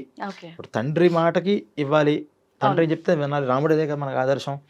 తండ్రి ఏమో నువ్వు నా కర్మ చేయకూడదు అన్నాడు, మరి శాస్త్రం ఏముంటుంది, కర్మ లేకపోతే అధోగతి అయిపోతావురా బాబు, చేయమంటుంది. ఈ రెండిట్లో ఏది బలం అంటే తండ్రికి ఆశ. తండ్రి యొక్క ఆశ ఏంటి, చేయకుండా ఉండాలి నాకు అని. ఆశ గొప్పదా ధర్మం గొప్పదా అంటే ధర్మమే గొప్పది. తండ్రి ఆశ అలా ఉన్నా ధర్మం ఇలా చెప్పబడింది కాబట్టి ఇలా చెయ్యాలి. ఉదాహరణ ఏంటి, ఆఖరి కోరిక ఖచ్చితంగా నెరవేర్చాలి. అదే అంటున్నా, ఈ ఆఖరి కోరికలే ఆశ. ఆశ గొప్పదా ధర్మం గొప్పదా అంటే ధర్మమే గొప్పది. ఎందుకు అంటే పచ్చకామెర్లు వచ్చాయి కొడుక్కి, బాగా పచ్చకామెర్లు. తండ్రికి అనుకోండి, ఆ పచ్చకామెరలో మీకు కొన్ని ఏవో పచ్చాలు చెప్తారు, ఆవకాయ తినకూడదు, గోంగూర తినకూడదు, వంకాయ తినకూడదు ఇవన్నీ అని. కానీ ఆ సమయంలో నేను తినాలనిపిస్తుంది. వాళ్ళు పచ్చని చెప్తారు. పూర్వం వెల్లమందు అని వేసేవారు, ఆ వెల్లని ఊరుంది అక్కడ, జస్ట్ అది ఇంత ఉండ చేసి వేసేస్తారు. కానీ వాళ్ళు 6 months పచ్చని చాలా గట్టిగా చేయాలి, మళ్ళీ జీవితంలో మళ్ళీ రాదు. అలా చాలా మందికి వైద్యం అలా జరుగుతూ ఉండేది. ఇప్పుడు వీళ్ళకి ఏమవుతుందంటే ఫస్ట్ ఆ డోస్ వేసిన 3 days ఓన్లీ పాలు తాగాలంటారు, ఏమీ లోపల తాగకూడదు. వీళ్ళకి పక్కన ఎవరైనా ఆవకాయలు అవి తింటూ ఉంటే తినాలనిపిస్తూ ఉంటుంది. ఇప్పుడు ఇదే తండ్రి నాకు ఆవకాయ పెట్టాలంటే, అమ్మో తండ్రి గారు మాట జవదాటకూడదు, ఆయన ఆవకాయ పెట్టమన్నారు కాబట్టి ఆయన పెట్టాల్సిందే అనుకుంటామా? పెడితే అనారోగ్యం కాబట్టి పెట్టకూడదు నాన్న, నువ్వు తినకూడదు, నీకు షుగర్ ఎక్కువ, తినకూడదు, నువ్వు తాగకూడదు, రెండోది చేస్తాం వద్దు అని. మరి తండ్రి గారి మాట మనం ఫాలో అవ్వాలి. ఇప్పుడు ఫాలో అవ్వకపోయినా ఆయన ఆరోగ్యం బాగుంటుందనే కదా. అయితే అంటే ఆయన ఆశ కన్నా ధర్మం గొప్పది. కరెక్ట్. కొడుకుగా కర్తవ్యం ఏంటంటే తల్లిదండ్రులు సుఖంగా ఉండేలా చూసుకోవడం. సుఖం వాళ్ళు అలిగించేస్తే సుఖం కలుగుతుంది, ఇదొక సుఖం. కానీ తర్వాత మళ్ళీ నష్టం కలిగినా నీ వల్లే వస్తుంది కాబట్టి నష్టం ఏ రకంగా కలగకూడదు. ఈ ఇప్పుడు షుగర్ పేషెంట్తో ఉన్నటువంటి తండ్రి స్వీట్ కావాలి అంటే ఆయనకి స్వీట్ తినడం వల్ల తాత్కాలిక సుఖం వస్తుంది, కానీ షుగర్ పెరిగితే మళ్ళీ అది అనారోగ్యం సూచన అవుతే మళ్ళీ దుఃఖం కూడా వస్తుంది. కాబట్టి నీ కర్తవ్యం ఏంటంటే నాన్న నువ్వు తినకూడదు కాబట్టి నీకు ఇలా చేయను, నువ్వు అడిగావు కదా ఇంత పెసరు తిను, నీ కోరిక ఇబ్బంది లేకుండా తిని. అలా ఏంటంటే ఇటువంటి కొడుకులు కూడా వాళ్ళు కూడా ఇలా మాటలు తీసుకున్నప్పుడు ఇంకోటి తీసుకుంటున్నప్పుడు తప్పకుండా చేస్తాను వాళ్ళ సంతృప్తి కోసం అంటే సరిపోయిందిగా. అలా అప్పుడు వాదించకూడదు. కొడుకు ధర్మం ఏంటంటే ఆఖరి కోరికగా కూర్చుని మీద చేసినప్పుడు అలా చేస్తావనన్నా నీకు ధర్మం ఏం తెలుసు అని అక్కడ వాదించకూడదు. తప్పకుండా నాన్న నీకేం కావాలంటే అబద్ధం ఆడు, తప్పేం లేదు. ఎందుకంటే వాళ్ళకి కావాల్సిన సంతృప్తి. ఇప్పుడు వాడు ఎందుకు నీ మీద మాట మీద చేసుకుంటున్నాడు, వాడికి ఆ సంతృప్తితో నేను పోవాలి. నా ఆఖరి కోరిక తీరుస్తావా లేదా అంటే తీరుస్తాను అంటే సంతృప్తి. నువ్వు తీర్చేది చూడడం, నువ్వు తీర్చేది నేను చూస్తానని కూడా పోయేవాడికి తెలియదు కదా. నేను వెళ్ళిన తర్వాత నేను పైన పలానా లోకల్ నుంచి ఇక్కడ చూస్తూ ఉంటాను, నాకు ఇలాగా ఇక్కడ నాకు విజన్ కనిపిస్తుంది అని ఎవడో అనుకోడు. వాడికి ఏం కావాలి ఆ సమయంలో, నేను ఒక మాటని కోరుతున్నాను నువ్వు నాకు ఆ మాట ఇస్తే నాకు ధైర్యం, మాట ఇచ్చే ఆ ధైర్యం అక్కడితో అయిపోయింది. కానీ తర్వాత అది ధర్మమా అని చూసి ఇప్పుడు నువ్వు చేసే పని వల్ల నువ్వు ఇబ్బంది పడినా పర్వాలా. తండ్రికి ఇచ్చిన మాట వల్ల నాకు ఇబ్బంది కలుగుతోందండి, ఇప్పుడు తండ్రి గారు అరే చెరో సగం తీసుకోవడం పంచాలరా, కానీ మీ తమ్ముడు నీకన్నా బాగా పూర్గా ఉన్నాడు కాబట్టి తమ్ముడికి 80% ఇద్దాం అనుకున్నాను, నీకు 20% ఇద్దాం అనుకున్నాను అనుకో. లాస్ట్ విష్ అడిగాడు, తీర్చరా? అస్సలు ఒప్పుకునేదే లేదు. మరి తండ్రి విష్ కదా, తీర్చాలి కదా. అంటే ఆస్తుల దగ్గర మన ఇష్టం, కానీ ధర్మం దగ్గర ఏముంటుంది, ధర్మం దగ్గర తీర్చు. అలాగేనా దానికే ఓకే అను. ఇప్పుడు ఎలా తీరుస్తావు అని గొడవలు పడకు. ఆయనకు కావాల్సింది ఏంటి, నువ్వు ఓకే అంటే చాలా ఆయనకి సంతృప్తి. నా కొడుకు నన్ను ఓకే అన్నాడు, కానీ ఆత్మశాంతి ఉండదు అంటారు కదా. ఇదేనంటున్నా. ఇప్పుడు ఓకే అన్న తర్వాత ఇప్పుడు ఈ తండ్రికి ఇచ్చే మాట 80% 20% ఇవ్వడం వల్ల నష్టం తండ్రిగా నీకా? ఈయనకే కదా. నాకు నష్టం అయినా పర్వాలేదు, తండ్రికి నష్టం అయితే మాత్రం ఆ పని నేను చేయను. అది ధర్మం అంటే. నాకు నష్టం అదేంటంటే అంత తండ్రిలు అనుకున్నాడు, పితృవాక్య పరిపాలన అంటే అదే. మరి లాస్ట్ విష్ వాళ్ళు అది ఫుల్ఫిల్ చేయడం అంటే అర్థం ఏంటంటే తమ్ముడికి 80% ఇచ్చేసేసే, నువ్వు 20 తీసుకో. బాధపడితే నేను బాధపడతా, నా కొడుకు బాధపడతారు తప్పితే తండ్రికి బాధ కలగదు. కానీ ఇందాక నేను చెప్పినటువంటిది నాకు లాస్ట్ విష్ నువ్వు ఇవ్వాలి, నాకు ప్రామిస్ చెయ్యి, నాకు నువ్వు కర్మకాండ చేయకూడదు అని కనుకంటే దానివల్ల బాధపడేది ఎవరు? కర్మకాండ చేయకపోతే పోయిన వాళ్ళు బాధపడతారు. వీళ్ళు ఎలాగో బాధపడతారు చేయకపోవడం వల్ల, వీళ్ళతో పాటుగా పోయిన వాళ్ళు కూడా బాధపడతారు. కాబట్టి మన ఇంటెన్షన్ వాళ్ళు బాధపడకుండా ఉండడం. అప్పుడు ఈ మాటని అంటే తండ్రికి ఇచ్చిన మాట దాటినా తప్పులేదు. ఇప్పుడు ఈయన ఇక్కడ చేయాల్సిన కార్యక్రమాలన్నీ చేయకపోతే ఇప్పుడు ఆయన అంటే వాస్తవంగా చెప్తారు కదా, ఎటువంటి కార్యక్రమాలు అయితే మనం చేయకుండా ఉంటామో పితృదేవతలకి, వాళ్ళు అంటే ఏదో త్రిశంకు స్వర్గంలో ఎలాడుతూ ఉంటారు కాబట్టి వాళ్ళు పైకి వెళ్ళలేరు, కిందికి రాలేరు. వాళ్ళ కర్మలు తీర్చుకోవాలంటే ఖచ్చితంగా వాళ్ళ భూమిపైకి జన్మ తీసుకొని రావాలి. ఇంకా రాలేరా ఎప్పటికీ? ఇప్పుడు ఇందాక నేను చెప్పాను కదా, 3 days వీళ్ళ పరిస్థితి ఏమవుతుంది, ఎక్కడికి వెళ్ళాలో తెలియదు, శరీరాలు లేవు, ఎక్కడికి వెళ్ళాలో తెలియదు. వీళ్ళేమో ప్రాణం తీసేసి యమభటులు పెట్టారు, కానీ యమభటులు ఒక మార్గం దగ్గర తీసుకెళ్ళరు. అక్కడికి తీసుకెళ్ళాలి అంటే ఇప్పుడు నాకు చెప్పిన ఈ పొజిషన్ ఉండాలి. ఈ పొజిషను ఇది కనిపిస్తే ఈ శరీరానికి శుద్ధి వస్తే వాళ్ళు అక్కడికి తీసుకెళ్ళడానికి ట్రై చేస్తారు. అక్కడికి వెళ్ళిన తర్వాత కూడా ఇప్పుడు ఈ చేయాల్సిన శరీరం దహనం ఒకసారి జరగాలి. లేకపోతే డైరెక్ట్గా వెళ్ళిపోయిన తర్వాత పైన అక్కడ వీళ్ళకి ఎంత పడింది ఏంటి అని శిక్షలు వచ్చేసి మళ్ళీ ఇక్కడికి పంపిస్తారు. ఇక్కడి నుంచి వెళ్ళాలి అంటే శరీరం దహనం అవ్వాలి. దహనం శాస్త్రోక్తంగా అవ్వాలి, విద్యుక్తంగా అవ్వాలి, ప్రాసెస్ ప్రకారం అవ్వాలి. వితౌట్ ప్రాసెస్ ఆ ప్రాసెస్లో ఏమాత్రం ఇప్పుడు ట్యాగ్ లైన్ వేస్తారండి, దాంట్లో ఒక గీత చిన్న తేడా వస్తే అది దాంట్లోకి సిస్టంలో కనిపిస్తుందా? శరీరం కూడా అంతే, శాస్త్రం కూడా అంతే. ఏది తూచా తప్పకుండా పర్ఫెక్ట్గా చేయాలి. ఇంకా మనం దేవుడి పూజలు చేసినప్పుడు కూడా కాస్త అటు ఇటు జరిగితే ఏదో ప్రాయశ్చిత్తం దేవుడు మనవాడే అనుకుంటాడు. అక్కడ అలా కుదరదు, ఎగ్జాక్ట్గా చెప్పాలి, ఎగ్జాక్ట్గా మంత్రం అలాగే ఎగ్జాక్ట్ క్రియ అలాగే ఉండాలి. ఏమాత్రం తేడా వచ్చినా అది అసలు వెళ్ళదు ముందరికి. అందుకని ఇప్పుడు ఇలాంటి కర్మలు చేయాల్సిన పరిస్థితి వచ్చినప్పుడు ఇక్కడ చేసేటటువంటి కర్మలు ఉంటాయి కదా, వీళ్ళ కొడుకులు చేయాల్సిన కర్మలు, ఈ కర్మలన్నీ కూడా శాస్త్రోక్తంగా జరిగితేనే వాళ్ళకి పైకి వెళతాయి. లేకపోతే ఏమవుతారు, వీళ్ళు ఎక్కడికి వెళ్ళాలో తెలియదు, ఏం చేయాలో తెలియదు, అలా గాలిలో తిరుగుతుంటారు. వాళ్ళని పిశాచాలు అంటారు. దయ్యం తిరుగుతున్నాడు. పిశాచాలు అంటే ఇవన్నమాట, పిశాచ గణాలు అవన్నీ. ఓకే. అక్కడ అలా గాలిలో తిరుగుతుంటారు, వాళ్ళకి గాలే, వాళ్ళకేం శరీరం ఉండదు, ఆకలి, దప్పిక. అందులో ఇప్పుడు దహనం చేశారు, కర్మలు చేయకపోతే వాళ్ళకి ఉత్తమ పై గతులు ఉండవు, కింద గతులు ఉండవు. దాంతో వాళ్ళంతా కూడా కళల్లోకి వస్తూ ఉండడం, కొంచెం ఎనర్జెటిక్గా ఉంటారు అనుకోండి. వాళ్ళు మనస్సు హార్డ్గా ఫోర్స్ఫుల్గా ఉంటే వాళ్ళు ఏవో సమస్యలు పెట్టి వీళ్ళని హింసిస్తూ ఉంటారు, కుటుంబాన్ని. నన్ను నువ్వు రిలీజ్ చేయని చెప్పడం. ఓకే. వాళ్ళు అంత బలవంతులు కాదంటే కనుక అలా తిరుగుతూ ఉంటారు. వీళ్ళు ఏమనుకుంటారు, మా నాన్న ఎక్కడికి వెళ్ళిపోయాడు, మనం సుఖంగా ఉన్నాళ్ళే అని వీళ్ళు అనుకుంటారు పాపం. కానీ వాళ్ళు మాత్రం రిలీజ్ అవ్వరు. దానివల్ల తర్వాత పుట్టేటటువంటి పిల్లలు పితృదోషకారకమైనటువంటి ప్లానటరీ పొజిషన్లో పుడుతుంటారు. అలా కూడా సిగ్నిఫికెన్స్ వస్తూ ఉంటుంది. అరే బాబు పితృశాపం ఉందిరా నీకు అని అలాగేనా చూసి అప్పుడు ఈ నారాయణ బలి ఇలాంటి కార్యక్రమాలు వాళ్ళ కోసం చెప్పారనమాట. అంటే ఆ పిల్లాడి టైం అయినా సరే పితృదోషం వచ్చింది, మన సమస్య లేకపోతే ఎప్పటికీ మనం గుర్తు చేసుకోం కదా. డాక్టర్ దగ్గరికి ఎందుకు వెళ్తాం చెప్పండి? డాక్టర్ గారు నన్ను మీరు నాకు ప్రసవం వేశారు కాబట్టి, మీరు నన్ను మా అమ్మగారికి మీరు సిజరీన్ చేశారు కాబట్టి, లేకపోతే పురుడు పోసారు కాబట్టి నేను పుట్టాను, నేను ఇప్పుడు పెద్ద యాంకర్ అయ్యాను. మీరు ఏ రోజైనా సరే మిమ్మల్ని పుట్టించిన డాక్టర్ దగ్గరికి వెళ్ళారండి? వెళ్ళం. మీరే కాదు, నేను కూడా వెళ్ళలేదు. వెళ్తాం అంటే మనకి ఏదో సమస్య రావాలి. సమస్య వస్తే ఈ సమస్యకి ఏంటి అని మనం ఏదో డాక్టర్ దగ్గరికి వెళ్ళిపోతాం. మంచికైనా చెడుకైనా అందరూ కోరుకునేది అలాంటి ప్లేసెస్ కి వెళ్ళకూడదు అని.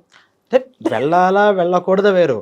పర్సనల్గా అయినా ఒక డాక్టర్ దగ్గరికి మనం పలానా హెల్ప్ చేసిన తర్వాత నాకు ఎంత వచ్చింది, నేను ఎంత పొజిషన్లోకి వచ్చాను అంటే మీరు నాకు పురుడు పోసారు కాబట్టి, మీరు సక్రమంగా చేశారు కాబట్టి మా సేఫ్గా ఉన్నాను కాబట్టి నేను అని జీవితంలో ఒక్కసారైనా వెళ్ళాలి కదా.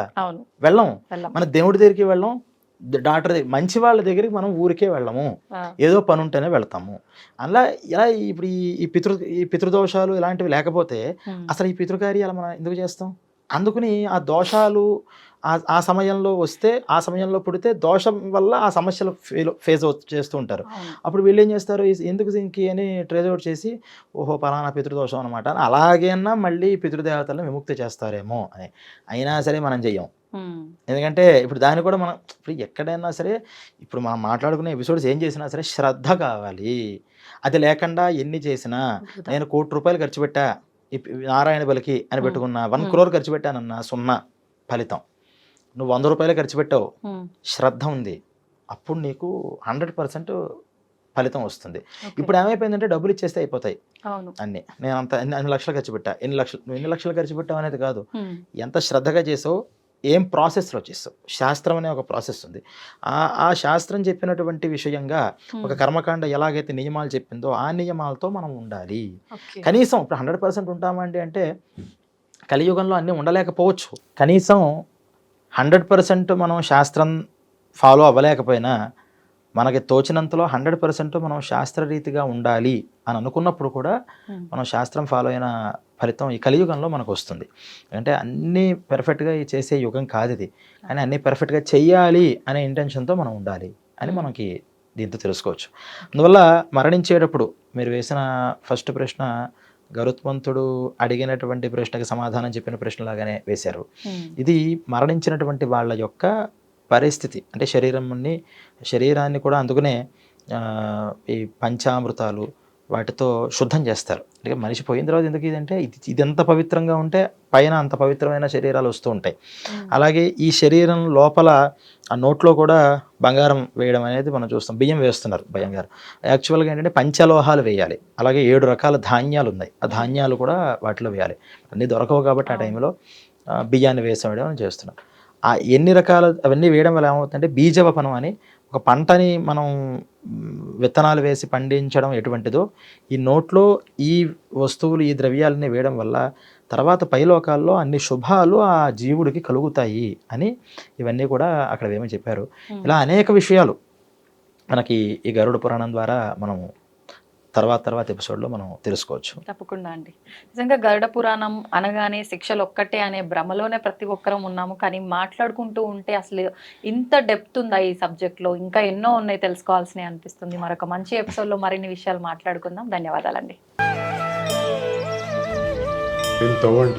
తవ్వుతూనే శివలింగం సరే దాన్ని అట్లా కప్పేసేయండి, చూపించదండి. మూర్తి పూజ కాదు, సాక్షాత్ బ్రజేంద్ర నందన భగవాన్ ఉన్నారు మూర్తులు. ఏమీ ఆశించకుండా ఆరాధించే వాళ్ళు కూడా ఉన్నారా ప్రభుజీ? నిజమైన భక్తి అంటే మనకు తెలియదు కాబట్టి